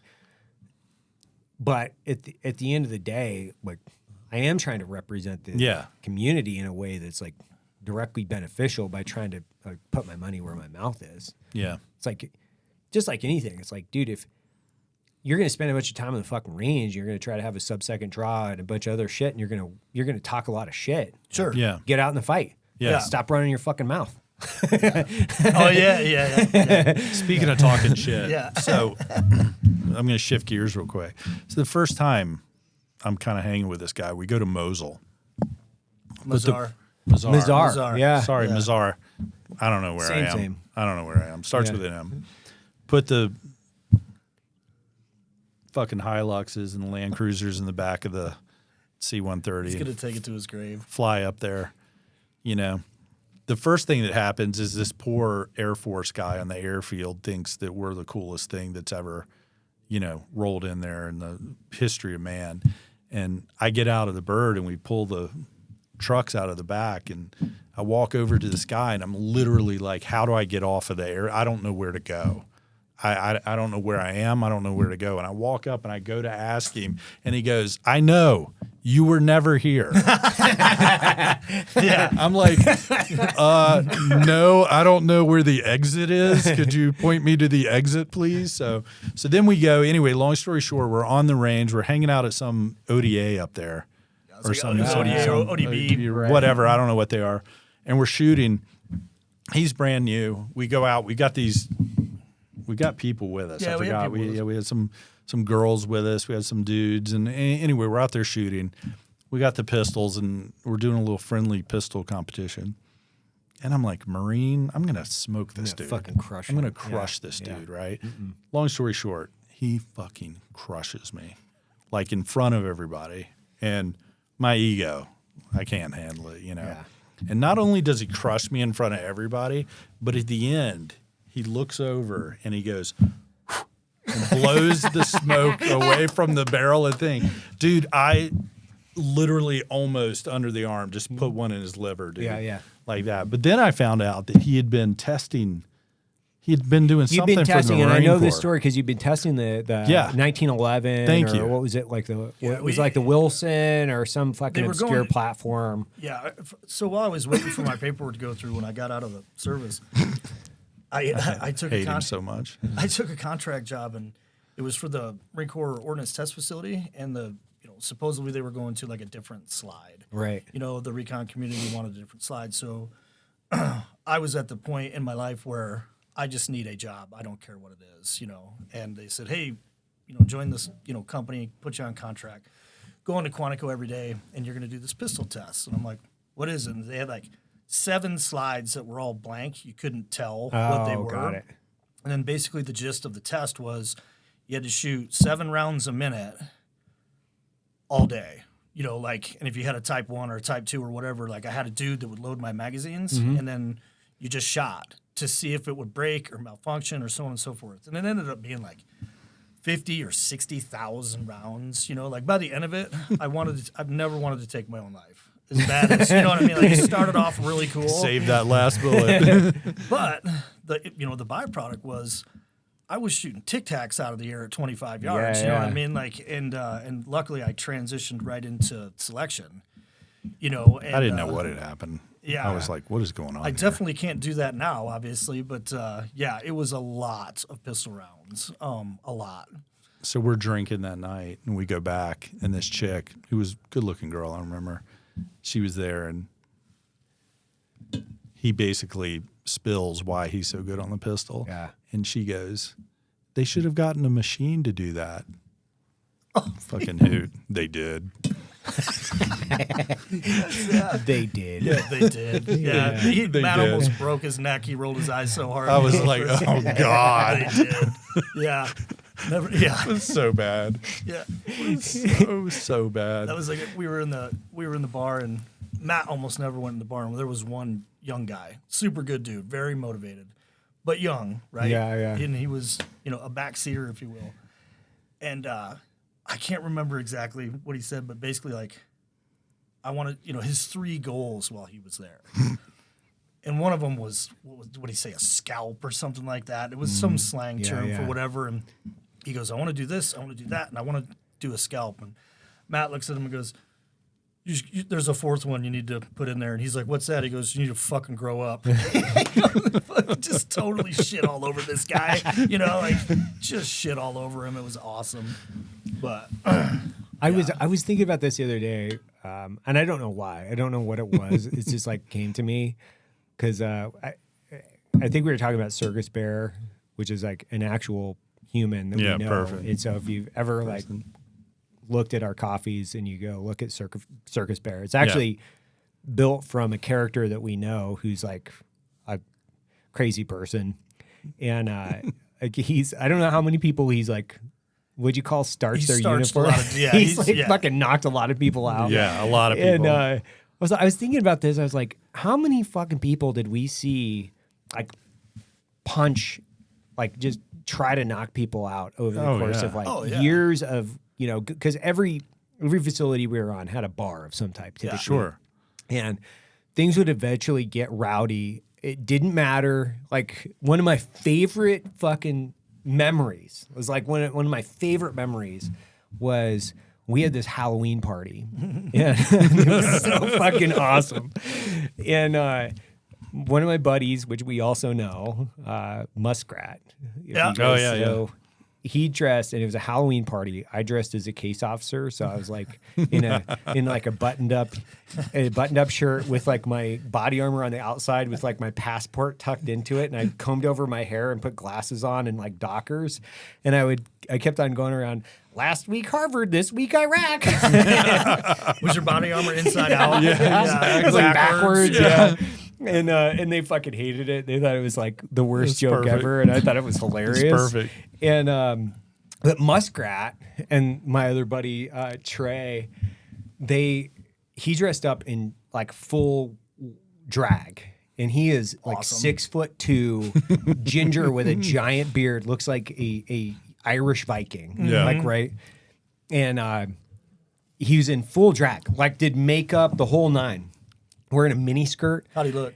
You look good. Horrible, Oh. so bad. Like it made you it's want to too like bad. throw up a little bit in your fucking mouth, but it was hilarious. And like everybody, like my other buddy V, he was like Yeah, V, dressed up yeah. as a fucking ping pong player, and was like a professional ping pong player. Like we were like throwing down. Like we got fucking super rowdy. That's awesome. And the SAS guys V's come Asian, over. by the way. So that Yeah, makes it yeah, better. V. The Cambodian custodian. Yeah. God, what a good dude. And the SAS guys came over, and Oh, they're fun. oh my God, man. So we were getting rowdy and mouthy at the same time. And Tyler kept accusing these guys of trying to hit on him. And then eventually, like, I'm kind of working my way over to the corner because I can see where things are headed. Right. I know Right. where they're Yep. going. Yeah. Get a good seat. I know where they're going. Let's make sure that we have our back against the wall. Yep. Like things are gonna get fucking spicy Yep. real soon. So Tyler's like grinding up on this fucking dude, and his SAS guys like had finally had enough. Was Right. like, mate, you got to get the fuck away from me. And Tyler kept coming at him over and yeah. over and over again. I and think I then remember this. Yeah. and then eventually the guy pushed him, and Tyler came in and headbutted the guy as fucking hard as you could see anyone headbutting, like whack, just fucking smashed him across the fucking face. So then it was on. Oh, yeah. And then it was on. Yeah. And V's like and V He's a big V boy, Diamond. too. This Yeah. is a different V. Oh, the Yeah, different different V. V. You're Okay, thinking I'm sorry. V Wath. I'm Yeah. thinking the other dude. Okay, got it. Yeah. V's like gonna Seal V. kick somebody. Yeah, Seal V. So there's Seal V. Right. Yeah. And then Oh, yeah. Ranger Yeah. V, Yeah. Yeah. Ranger Got V. it. Yeah. So V is I'm pretty sure he's going to kick somebody like full on like roundhouse fucking kick. Chuck Norris. And like we're all like in a pile of shit, like fighting in this tiny little bar in northern Iraq. And eventually like we get all the SAS guys out. We're like throwing fucking tables and like smashing a fucking table in the car. It was a horrible, awesome night. And we're like, oh man, we are fucked. Like, Yeah. It's over. like it's Pack over. your shit. Like pack your Yeah. shit. Yep. We're done. Like this is like nobody said a word about what happened. And then we went down to the SAS guy's house like 3 or 4 days later, and we're like, oh, this is gonna be super uncomfortable, man. It's gonna be so awkward, right? Like Yeah. these guys are gonna fucking hate us. They show up and they're like, wow, Yeah, guys, those we great had a guys great ever, time. This yeah. is like, epic night. You know, they're just like, this is like the coolest Right, night ever. exactly. Fucking great fight, you know? Like, Yeah. they're like, great fight, man. Like, it's fucking awesome. Yeah. Like, dude's got a fucking cranked nose and a fucking black eye, and everybody's got a But they little bit love of it, it. yeah. They're like, great fight, guys. Like, it was great, mate. They do it on a different level. Like all of them do it on a different level. Like, Yeah. like when Jockey, when we were down, set a dude's head on fire. Well, to be fair, the dude set his own head on fire. But we were down in Virginia Beach for this conference, and the whole way down, Jeff's like, "Hey, we're not here to party. We're not here to drink." Like he's giving me a ration of shit. He's dad talking to me. Yeah. By the end of the night, I'm like, okay. I'm like, I'll have 1 drink, 2 drinks. It's all business. Yeah. I'm talking to the Marines from Quantico. We're in this Irish bar, and there's a lot. I think the guy was Danish. I'm almost positive. He had real long, like Dave Mustaine red hair because they don't have any regs. And him and Jockey are just going shot for shot. I don't even have to turn around to see it. I can just hear it. Like by the 3rd time I heard a glass break, I turn around. You can't make this up. The dude's head was on fire. like in the bar. Fuck yeah. And Jockey's trying to put his head out, you know. And of course, I walked over and, you know, put the guy's head out. He was wearing a baseball cap for the rest of the week. So, you know, had to get a haircut right away. But they were going back and forth calling each other pussies for how, you know, Americans can't drink. You know, and Jeff's like, well, if you didn't have so much hair, beautiful, luscious hair, you could probably drink like a man too. And the guy grabbed a lighter and went, like, so he set his own head on fire is basically what happened. Of course. Yeah, of course. And the next day, just normal. Yeah, normal. Yeah. Yeah. Like But normal. like, how often did that happen? You were saying like it happened all the time. It happened all the time. Yeah. Like I remember that same guy punched me in the tally bar. You? Jockey, yeah. He Oh, was Jeff. a Yeah. chin check. yeah, Oh, yeah. chin check was a And big I was thing. like, what Yeah. if the Yeah. like did you just punch me? Yeah. You know, I was like, you're tiny. I'm gonna crush you. Yeah. But, yeah. Crush you like a bug. Yes. Some of the chicks would fight too. Like, Yeah. Remember Picard? Oh yeah. Yeah. Yeah, yeah. I was new enough to where I was like, hey, like one of Matt's first things he said to me when I got there, he's like, if you go into that bar and get out of control, you'll be fired. I was like, trust me, I'm good. You know? So I was always kind of, you know, that's always echoing in my head. Picard got Little dropped. did he know. He got dropped by a female in there. I mean, was it Cobb was singing? Cobb was Yeah, playing guitar yeah. super late, right? Super late. Yeah. We're it was one of those nights. one of those Yeah, nights. yeah. And all the girls are, you know, and Picard's bouncing around. You know, he's definitely hit his 2-drink max. Remember that was it? Yeah. 2-drink max. 2-drink max. And yeah, he comes. I was sitting on the couch. You guys remember the couch that faced the bar? And, Oh, yeah. You know, and I'm just watching him. And he came up behind one of the girls and he said, something like, "You sound like a, you know, Yeah. killed cat or something." And she turned around and Bruce Lee center punched him in the solar plex and he dropped like a wet rag. And I sat straight up and was like, "Ooh, time to leave." And I stepped over him to get, you know what I mean, to get out. And we had to move the next day. And you're like, "Where's your partner?" And I went, Oh yeah. "Remember? Yeah, yeah, Remember? yeah. But Yeah. yeah, it got pretty wild in there. What was that night? Do you remember when we had a cake in there for some reason? I can't remember. And you remember, were you guys there when we fucking threw the cake up and it hit the fan. ceiling? Yeah, hit the fan. In the ceiling Yeah. fan. Yeah. Yeah. Yeah. And I remember, like, as soon as that cake went in the air, I was like, I'm out of here. Time to Like, leave. I'm fucking Yeah. out of Time here. to Like, leave. I'm like, Yeah. I think you and outta I here. were like about face because Yeah. you're the boss, I'm the second boss, and Yeah. we're like, let's get the fuck out of here. outta here. That was the worst thing you would want to hear the next morning. Was somebody in? did something. Were you at the bar last night? Oh god, that was the dude. worst. Like, oh, Yeah. God, what happened? Oh, What happened? Jesus. Now what? You know what I mean? Now And then what? you have to feign outrage, have a meeting. Oh, man, I can't believe that you, happened. You guys, You guys. we got to be more professional. We got in a fight downtown in the city somewhere, and like same characters that we all know. Yeah.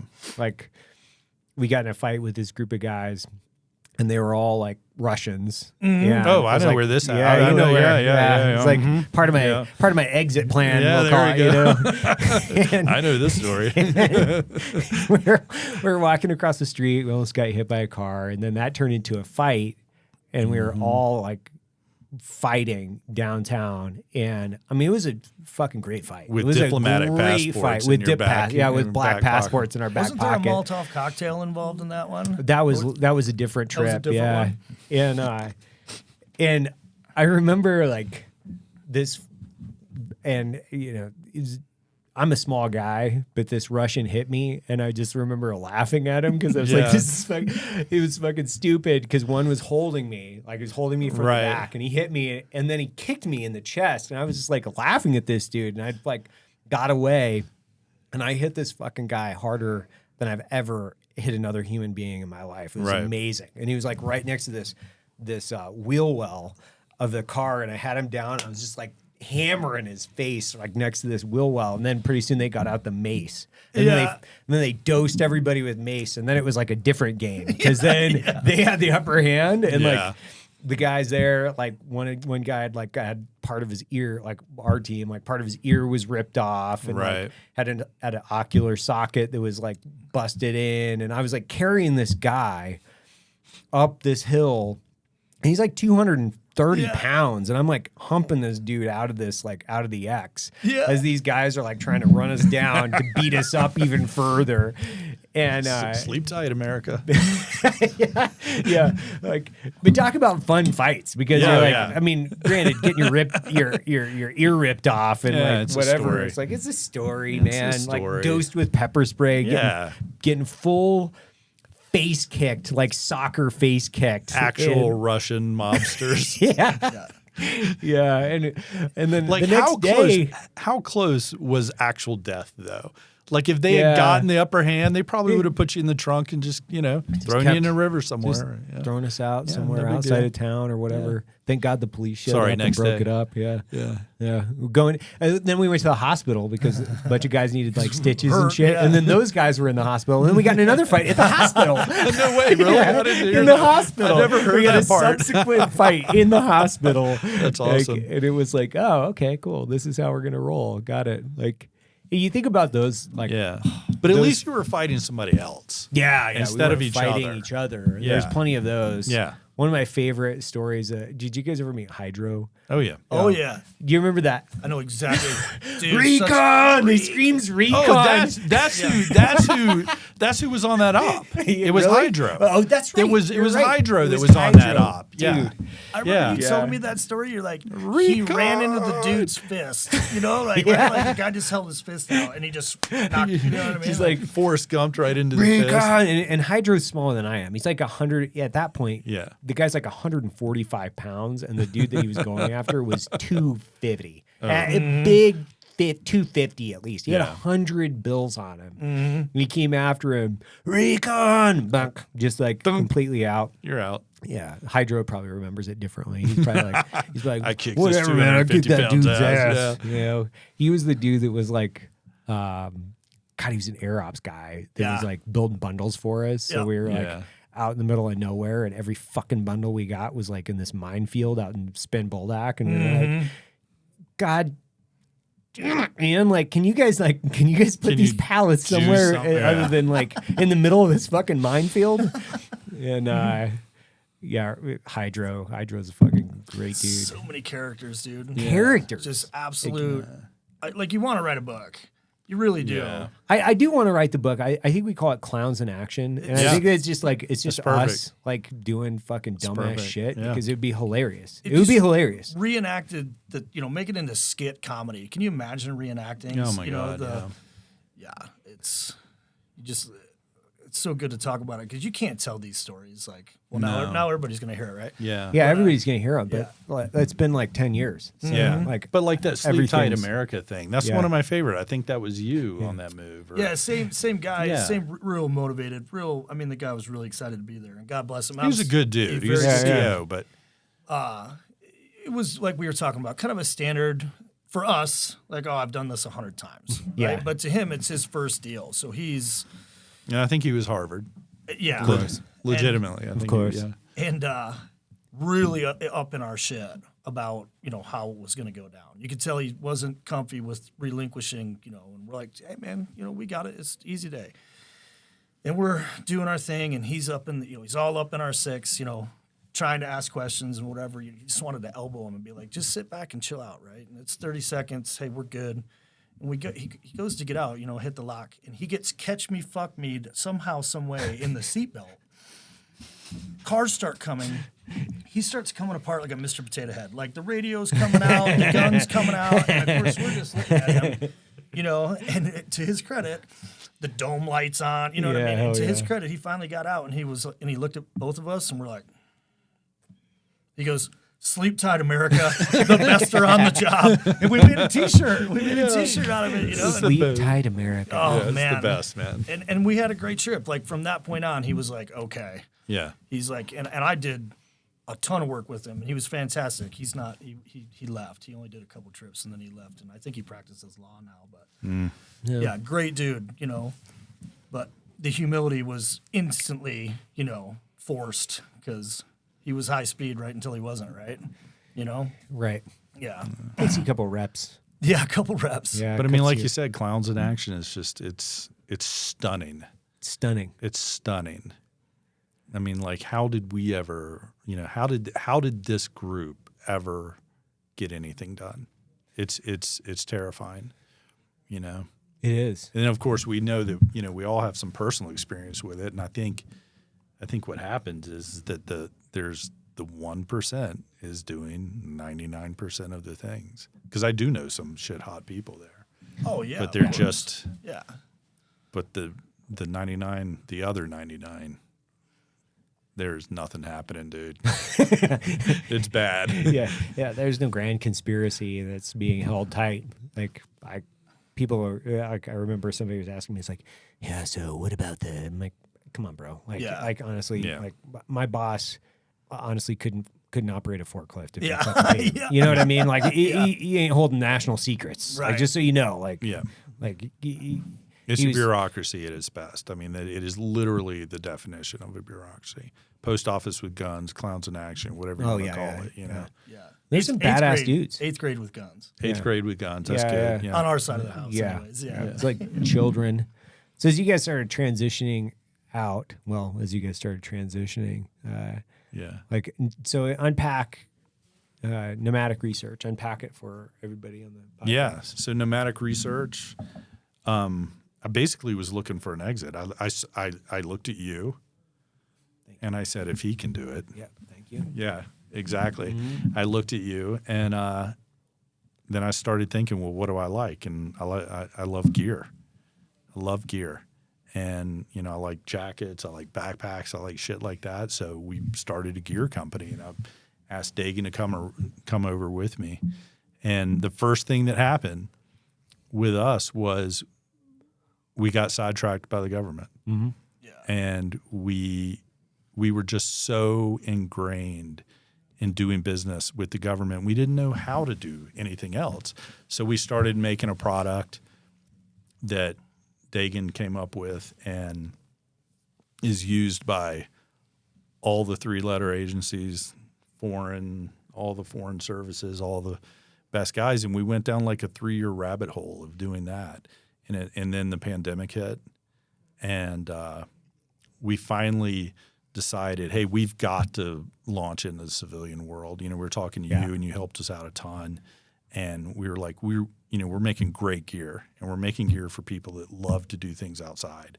And we were like, let's really double down on this outside thing. Getting out there, having fun, doing what we want to do. Dagan took the government product. He's got a small company called 102250. They do that. There's another plug for all you government employees out there. What's 102250? So 102250 is, I had to stand that up because, Matt and I made a decision. 102250. Yeah, what's it stand for? The articles governing, Article 10, Article 22, and Article 50. Yeah. So I was trying to, a little tongue in cheek, for. It's a good name. Right. It's a solid brand. And yeah. 102250. I like it. Yeah. And go ahead. No, go ahead. No, Matt just said, hey, this is taking up too much bandwidth. It's your baby. It's always been your baby. And I know you want to continue to run with it. So it's just, it's not going to be an NR product anymore. And I was like, fair, So I stood up 102250 and just basically as a consulting company, but also to sell that product to the people that want it and need it and use it. And obviously, it's not something I advertise. You can't, you don't find it on the internet, blah, blah, blah. But if you're in the circle and you're, doing the things that we used to do, it fixed a problem. Right. It's ninja stuff. Yeah. It's ninja badass. shit. Right. And so with relative success, obviously, it's still in the, God, I don't know, how many years has it been? It took like 7 years to develop. But just like anything, if you fix a problem or make something that was extremely hard, easy, it's kind of an easy sell. Yeah. And the Secret Service hates it, which makes it cool. Yeah, that's that was the claim to fame to that product. We were demoing that product down at Quantico. Right. And the Secret Service showed up out of nowhere. Really? Yeah, literally rolled up in like Suburbans and walked over and were standing looking, and they had heard about it. Right. And they were like, we do not like this. Yeah. I got a huge case of the ass because I didn't understand at the time. Luckily, I knew one of the guys from the Marine Corps. And I said, hey, man, the fist bumps. I said, what are you here for? And he's like, we're here for this. And I was like, what do you mean? I don't get it. It's totally Yeah. He's like, we're here for this. We don't like this. And I went, what do you mean you don't like it? It's fantastic. Like, don't shit on my product. Yeah, And then his partner was asking a lot of pointed questions, like, how do you defeat it? Yeah. And finally I just, what happens if this? What happens if that? And finally I got to, I looked at the guy and I go, hey, bro, what happens if a fucking meteor hits us? You know what I mean? Like, what are you trying to do? Yeah. My buddy who knew me grabbed me. He goes, hey, you don't understand. Like, this is a real problem, or could be a problem. So I said, well, I'll set them all on fire right now. Just write me a check for X amount. You know what I mean? Yeah, we can make this go away. No problem. Make it go away. But it's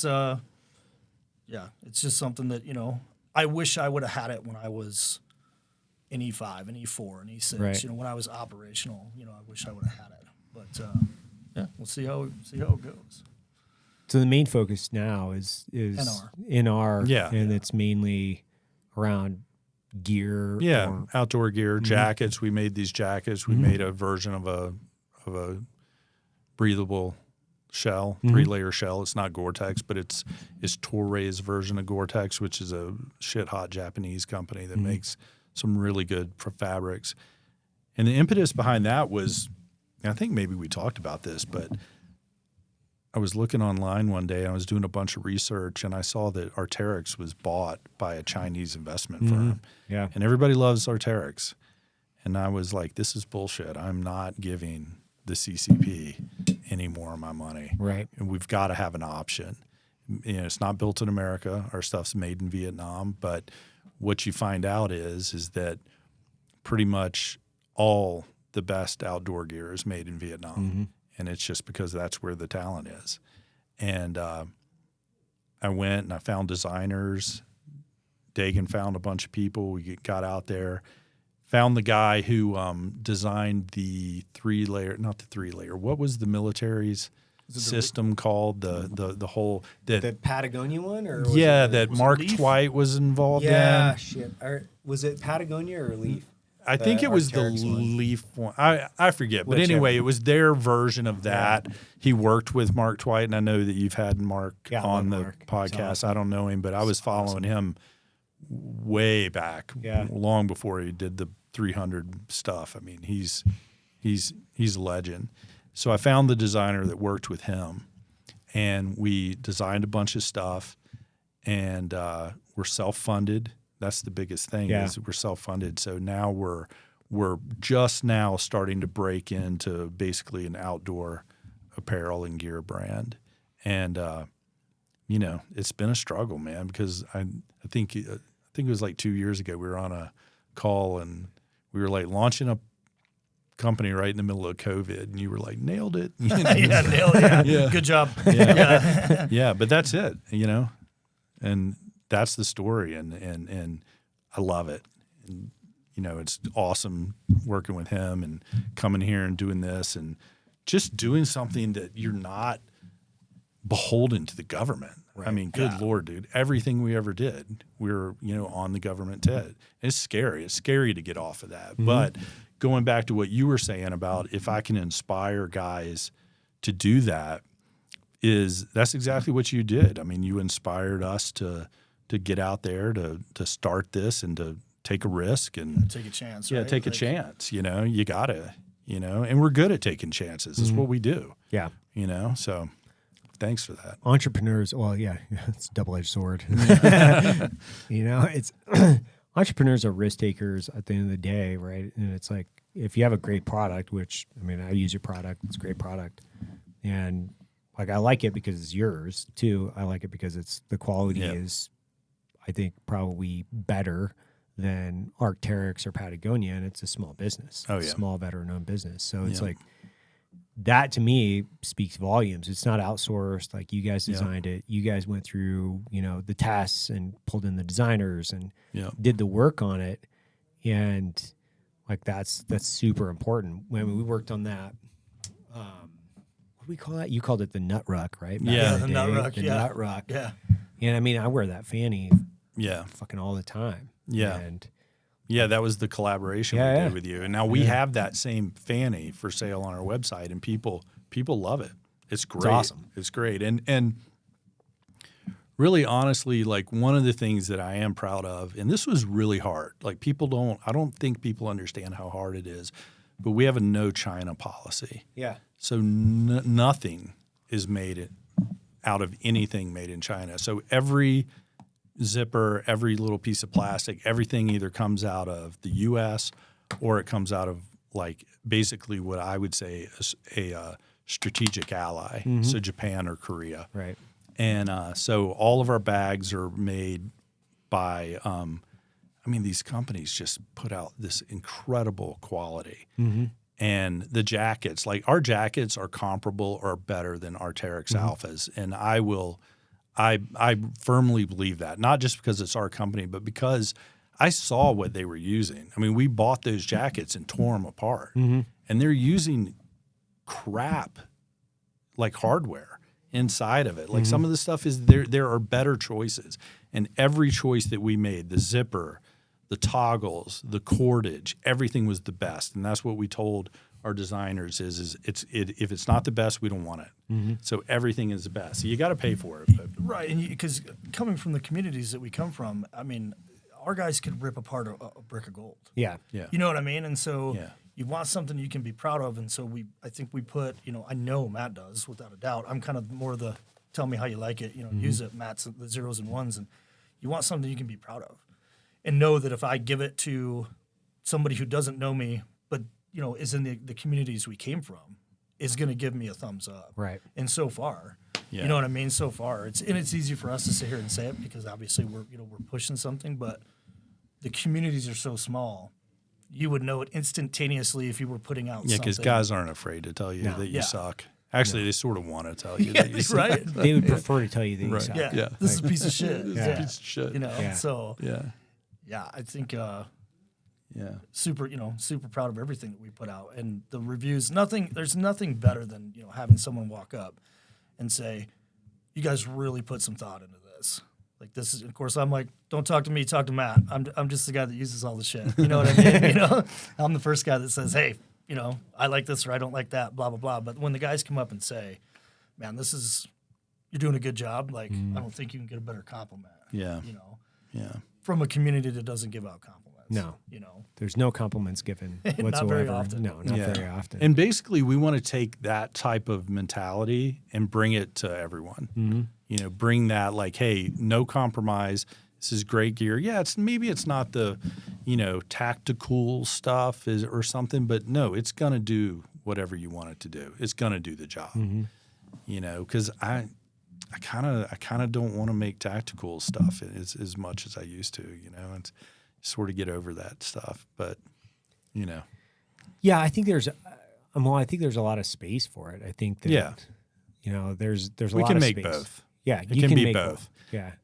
And Arc'teryx is a great example of that. They have both. Yeah. Their jacket is a great ski jacket or it's a, cool tactical jacket. And, our raincoat though is the shit. I love our raincoat, but anyway. I should have worn it today. I haven't had it, it's been snowing, and I walk a whopping 20 feet from my house to my truck to the office, right? So it's like 20 feet a day. I can wear a flannel and get away with it. Sure. 99% of the time. Yeah. And so anytime I'm actually out doing something, like I think all of us, because you guys have obviously sent a bunch of shit to all of us all the time. Yeah. So, and it's funny because I'll cruise around here and people have it. In our stickers all over their shit. Yeah. It's awesome. It's like we got in our stickers all over, like all over everything. And I'm like, well, did you log in and buy anything? Exactly. Or leave a review. I need to do that. Like log in, leave a review, buy some shit. I think. Yeah, but free shit's so much better. So much better. You talk about the stickers, and Matt jokes around all the time because he can see the analytics. Like my hometown of Dixon, Illinois. Like if you, we're a Fortune 500 company. If you base it off the stickers, that I see, and there's a lot. He's weirdly plugged into his small town. That's weird. If you did like a heat map of in our sales, it's like what's going on in this tiny little rural town in Illinois. Yeah. So a lot of support, which is fantastic. Oh, they've been amazing. Yeah. It's you want to make those, make those people proud. Yeah. Because they're, they don't have to do that. No. Yeah. And everybody, you probably see it. Like you see the guys who want to support you, and And then you see the guys that want to, you know, kind of hate on you. Yeah, yeah. And it's interesting. It's like, what the fuck is that all about again? You know, but I tell the story all the time. Like when the first bag I ever bought. Yeah. And I don't know if you remember it, like I remember it, but immediately as soon as I bought it, burp, burp, you know, the phone starts ringing. It's Evan. You know, I'm in a hotel in Pennsylvania.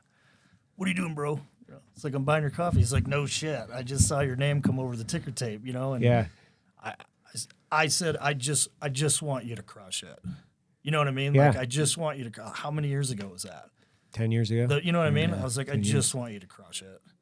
I don't want discounts. I don't want anything. I just want you to murder it. So, and obviously you have. Well, a ton of those guys, like it's funny because, you know, I know, like I can see it, right? So it's like, you know, Bugsy and, you know, Zeb and some of those guys, like, dude, they fucking from the jump, those guys are like all in, like chips in, like, let's go. Yeah. And like for a while, I think I told you guys that story where it was like, I just look up somebody's, I can literally in 2 seconds find out if they've purchased anything from me. So like dudes from your past will walk in and be like, man, I'm just fucking so happy for you. And I'm like, wait, have you ever purchased anything? Yeah, man. And then you look up and like, well, was that under a pseudo or what was it under, man? Your funny name? Yeah. Yeah, you can do it right on. I mean, the analytics are unreal. Yeah, you type can just, in their name and like, hey, well, how come you haven't bought anything, man? Like, that's weird. That's super strange.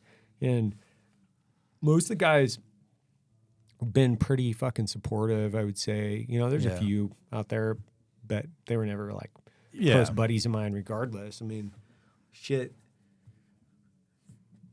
Out of all the guys, I think, you know, we've all kind of supported this, like everybody, I think, to your point going back earlier, which was like, yeah, I don't really, it's not about gain. It's about seeing somebody succeed in the community. Genuinely want them to succeed. But you're so trepidatious because you're like, well, what's the hook? You know, where's the other shoe gonna drop, or where's this other thing? It's like, not really, man. There's no shoe. It's just like, I want you guys to succeed.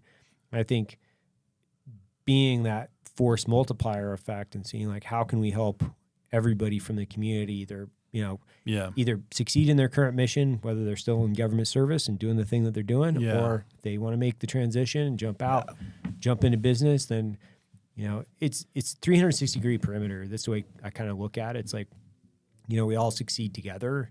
If we have a big perimeter, that's great. If we got a small one, that's great. But it's gotta be a team. And I'm not like beating a drum here. I'm not just like on my podium, I guess. I'm just like, I really like seeing people fucking crush it. Yeah. No, we were, a couple of us were just having a conversation the other day, like, regardless of whether or not I even like the dude or not, that's irrelevant. Yeah. I like to see guys, you know what I mean? You know, start to really, you know, make something out of nothing. And, you know, we talk about that kind of that burn the boat situation. Oh, yeah. You know what I mean? And, you know, you just see somebody get in that burn the boat situation and then to watch, like I said, there's plenty of guys that are like, fuck that dude or fuck this guy. And I'm like, wait a minute. One's got nothing to do with the other. I don't care if you like the guy as an operator. He's really good about that. Yeah. I'm not as good. You know, I was reading something the other day. It was pretty interesting. MacArthur. So, I mean, I'm not a huge fan of MacArthur either way because of all the, failures, and mainly because of Chosen, I would imagine. It's like the most prominent failure that he ever had. He directly disobeyed orders, went against Truman's directive, you know, pushed north, you know, and then he just got his ass handed to him by fucking Mao, which I can't to this day believe the guy was that fucking naive to think that he could push that far north and then let that happen. Like I can't even imagine. I would have to. It's easy for us to look at history and say how, but truly, I'm like, how? Like, how could you have been so naive to think that you could have, you know, gone all the way up to what was the river? That was there was a river that was actually defined the border between Korea and China, and he was pushing everybody up to, it was like the Yao or something. It wasn't like the Yangtze, right? Or no? You can kind of was it the Yangtze? I forget anyway. But I was just reading about MacArthur, and he got out, so he was formally reprimanded by the president. He was relieved of command. He got out, and MacArthur became a billionaire. He was one of the top 5 richest people in America. I didn't know that. Yeah, he built Bankers Insurance, I believe, is the company that he literally started and built that company to $1 billion. And by the time that he died, it was like in 1993, I believe, one of those whatever year it was that he died. He was one of the 5 richest men in the United States. No shit. And I was like, that's fucking cool. Like, good for you, man. Like, he built a huge business. He was very successful after he had, transitioned out of military service. And obviously he was Douglas MacArthur, so he had a persona. Name recognition. Yeah, right. But it's around today. I mean, the trust, the MacArthur Foundation continues to do a bunch of philanthropic work. I don't exactly know what, but I mean, it's around today. He built an institution that's been around since his time of death, funding different initiatives. You can do like, MacArthur grants and all these other things that he does. Or that he, his foundation did. Like, regardless of what I feel about that guy, like personally and professionally, or what he did in the military, he was in World War I, World War II, and Korea, and he still made a successful transition, even though he was publicly humiliated, reprimanded by the president for disobeying orders. He still went on to succeed in business and build, quite literally, an institution that fed families for generations. Like, that's fucking cool. That is cool. And I think the coolest part about it too, and I mean, maybe our limited experience, but it's like a community within the community, right? Like, you call and check on us, we call and check on other companies, just to see, like, we've got a great friend of the company, Doc Montague. He does Heart Hero. That's his company, and I bet you that dude calls me every other month. How's the company doing? What's the business? Have you seen what Black Rifle's doing? And genuinely, interested. And we were in the same sniper platoon together. Great dude, great company. And he's like, I told him we were coming on to do the podcast, and he was elated. Of course, he's like, let me know how it goes immediately. Right, And I was like, yeah, absolutely, dude. And It sucked. It sucked. It was horrible. Just once again, he's genuinely interested and wants to see a friend, a comrade in arms, brother in arms succeed. And I think that's invaluable. Well, he was enlisted too, right? Yeah. Yeah, it's harder when you're enlisted, right? Yeah. Yeah, it's funny. Well, officers don't want to see any. I'm sorry, I didn't mean to hijack that, but I can't stand the officer. That drives me insane, dude. I've met a couple of them every now and again where I'm like, yeah, you know what, you're doing all right. Like, I've kind of like been beaten out of my old ways, and because I've got enough of them working here. Sure, I can keep them in line. And I'm like, how's it feel to work for an enlisted man? Like, the way it should, right? It feels natural. Yeah, it feels like right. it feels right. Yeah. Feels like we're actually doing shit now, doesn't it? It feels like we're more about the execution than we are about the pontification. But it's crazy to think, like, a guy like MacArthur, so he made it. Like, he made it through that gauntlet because they actually held officers accountable back then. They actually, like, if you fucked up, you got fired. But he made it. So he was actually pretty good at his job in some ways. Yeah. Now, when's the last time that they fucking relieved a general officer? I think it was Vietnam or maybe McChrystal. McChrystal was rolled out. That's You're right. Rolling Stone. That was one. So there's been one. Yeah.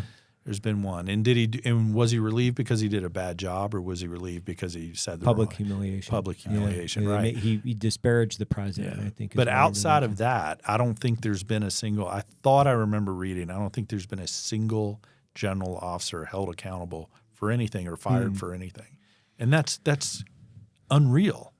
Like, how is that possible? You would think that they would have. Yeah. But I think if they start holding their political appointees accountable, then they have to hold themselves accountable at the end of the day. And I don't think there's a lot of people. I mean, Truman coined the phrase, like, the buck stops here. It stops with him. So, like, he did have a persona or of accountability, regardless whether or not you like Truman or not. He was still a guy that was like, the buck stops with me. Yeah. For him to even put that phrase out, there had to have been some, at least, psychological accountability there, whereas I don't think most politicians want to take any accountability. Oh, no, geez, yeah. Like, they're all about enriching themselves, or whatever the fuck they're doing, getting reelected or whatever it is. Whatever. Getting reelected. Shenanigans. Popularity contest. Yeah, it's crazy. I never jumped on the other than what was in vogue because it's fun to shit on officers. I was very, very fortunate. I mean, of course, it's fun to shit on officers. I was very, very fortunate. I knew some really good officers. I mean, it was lopsided. I knew more good ones than the bad ones were, not hard to pick out. No. Right. Yeah. I was very, very fortunate. Thankfully. Yeah. And I felt that way with our old job too. I didn't have. I mean, we all know who the good ones and the bad ones were. I lucked out. You know what I mean? I think I always, I can think of two really bad, like, oh, this is awful. Oh yeah. But the rest of it was, pretty decent. Yeah. As fun as it is to shit on them. You know what I mean? Yeah, as fun as it is. Like, I mean, my best friend, he was an officer, and he was killed in 2006, I believe. So I typically am like, but he didn't act like one, right? Right. Like, he didn't. You'd be like, he was number one trying to go like beat me through the door, right? He never acted like one. He was like, he's a fucking knuckle dragger to the nth degree, and I think the kindred spirit of the enlisted is just the fact, like, we don't get set up with like posh, board seats and transitions into grad school and all this fucking cool shit that some of these guys, do. And I mean, that is something I think that the mill just in general could do a much better job at figuring out, like, how do we make these guys really successful in their transition. I think I've seen some stuff recently that's better. Like, they're paying guys to move into programs now where they're working in different companies, and they're actually continuing to pay them for 6 months to a year while they're making their transition out. But I mean, the combat war, or the warfighter, their ability to lead and manage at the same time and solve complex problems, it's fucking nobody better. Oh, it's unmatched. And time, space, logistics, right? You know what I mean? Like, here's the problem. Step back. This is how we solve it with the people we got, the time we got, and the space we got. Well, I think something that you say all the time, which is stunning to me, is that nobody ever talks about success criteria. It's like, why not? Like, that's day one, week one. That's the first thing we do. What are we trying to accomplish? X, And then you get into the business world now, or in politicians or anything, and it's not talked about at all. It's crazy. But, well, everybody has a task condition standard, right? So you're expecting to measure everybody, and then you're measured on your results, and then based on the administration and what they want to do, like, you would think that you would have to put out some type of minimum success criteria for invasion, or for the billions of dollars that are being exported overseas. You would think, like, hey, listen, this is what we need to get from this investment. Right. This is the bare minimum that we will get, and this is our return on our investment as a taxpayer. Like, whether that's blood or treasure or the combination of both, like, people need to know what the ROI is, and then they have to hold themselves accountable. But they won't do it. They won't sign up for the work and say, "Hey, listen, I'm going to hold myself accountable, and if I don't succeed, I'm not running for a re-election." Right. Like, no, that sounds hard. That's super hard, and like, I mean, that's Afghanistan. I know you guys were probably this because you did Afghanistan in the mill, right? No, I did Iraq, mill, Afghanistan agency, and I did Afghanistan with the agency. And whether it was day 2 or week 2, I thought to myself, we are either going to be here for the rest of eternity, or we should just leave right now. Yes. Yeah. You know what I mean? And then however many years later, we're watching it go down, and it still makes me sick to my stomach. Like, what did we do? Yeah, it was tough to watch. Oh, my God. Well, and we had like a front row seat, right? Yeah. It's like we were in the game, I guess. We weren't even in a front row seat. It's like, we were in the game. Then you see it, and you're like, what the fuck is going on here? Like, I used to always try to figure out, like, what is it that we're doing exactly? Because like, if we didn't know, like, that's a problem. Like, we didn't know. We're like, what is it that we're doing? Like, I mean, I understand, like, the actual technical specificity of what we're doing. The 3 meter target, the 7 meter target. But 30,000, 50,000 foot optic. It's like, what? Kick water up. Yeah, we were talking about it last night, and it was one of the reasons why, and I think I might be putting words in your mouth, but I think you were on the boat too. But I definitely was, and I know Dagan was. But I started saying trying to push back and say no to everything because I just didn't want the guys to go out there and do something that wasn't going to mean. And guess what? It didn't mean anything. And I knew it, and we all knew it. And so every time somebody would want to do something, I would always just say, well, yeah, no, we don't have the resources, dude. Meanwhile, the guys are like lying out there doing tan ops, but I'm like, yeah, playing we don't, fucking Call of Duty exactly. or whatever. It's like, shh, be quiet, guys. But, just trying to say no because nothing was getting done. And you won't, I can't speak for you guys, but I wanted it to mean something. Yeah. I needed it to mean something. Like I needed to feel like we were I guess I held on to that, right up until the end. And then like you said, you're watching it and it was like, oh, I was wrong. It wasn't for anything, like. Well, I think we'll have different thoughts about it as it progresses. I don't know. Like I've been listening to a lot of interviews from guys in Korea, and like, cause they experienced similar, and I mean, their sacrifices were fucking insane. And, they're depending on the person that you're listening to in the interview, but they're very much like, hey, this is worth it. If it was anything, and just to be selfish, I've at least learned more about myself through this experience where it's enriched my life in some positive way. Well, that's true. Yeah, the guy to the left and right, without a doubt, without even trying to sound cliche. Like I wouldn't trade the people, the relationships, the experiences, for the world. You just hate. I had a long conversation with my dad about it, because the Vietnam era guys I think can obviously relate. You see that meme like, yeah, first time, huh? You know what I mean? Like, and it's my old man's like, yeah, it's it was tough. It was tough, but because you want it to, but it did mean something to me, and I think that's what you're trying to say. Like it meant a lot to me, and I guess that's all you can ask.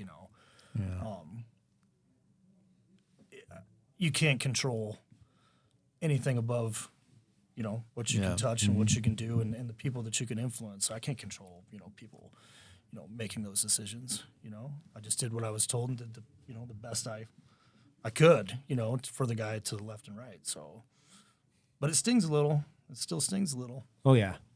Yeah. It still stings a little. I think, Iraq probably because I was way more emotionally attached to it because I was there from the beginning to the end. And you lost your buddy there, and a few, right? So like a handful of guys that were really, really close and meant a lot to me. But it's, we pulled out of there in 2009, and I remember watching the SOFA agreement, and I was in Basra, so I started in the southern Iraq and ended in the southern Iraq, and that was my last trip, and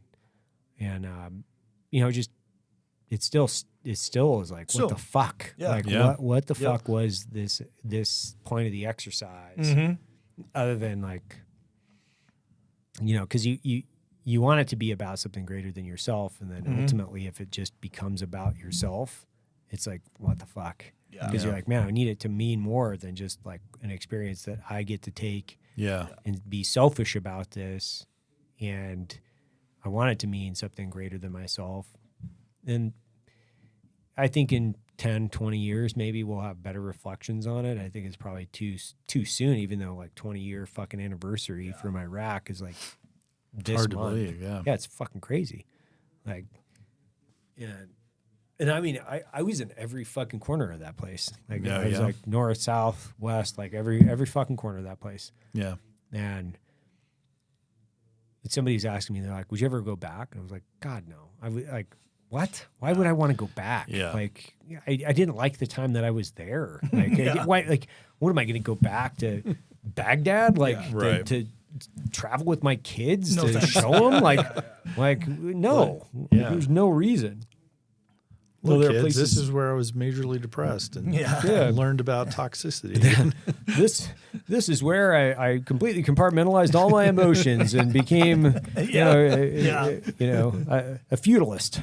This is why I cry in the shower. This is why Daddy drinks. This is why you have to do air squats right here. Welcome to Iraq. Well, guys, this has been good, man. I really appreciate it. We'll tag everybody. Make sure everybody knows where to go. Nomadic Research. Yep. Check you guys out. Thank you. Thanks for coming out. Joining the Black Rifle Coffee Club is like setting your coffee delivery to autopilot. As a club member, you get your favorite premium BRCC roast delivered fresh to your doorstep. All you have to do is pick your coffee, select the amount you want, then set the delivery schedule, and you're done. Easy as that. Not only will you get to knock coffee off your grocery list for good, but you also save cash over time since members get free shipping on deliveries. Club members also get exclusive discounts with partners like Fieldcraft Survival, Cryptech, Sig Sauer, and more. Join the Black Rifle Coffee Club today. Start saving and enjoy the peace of mind that your coffee has been taken care of.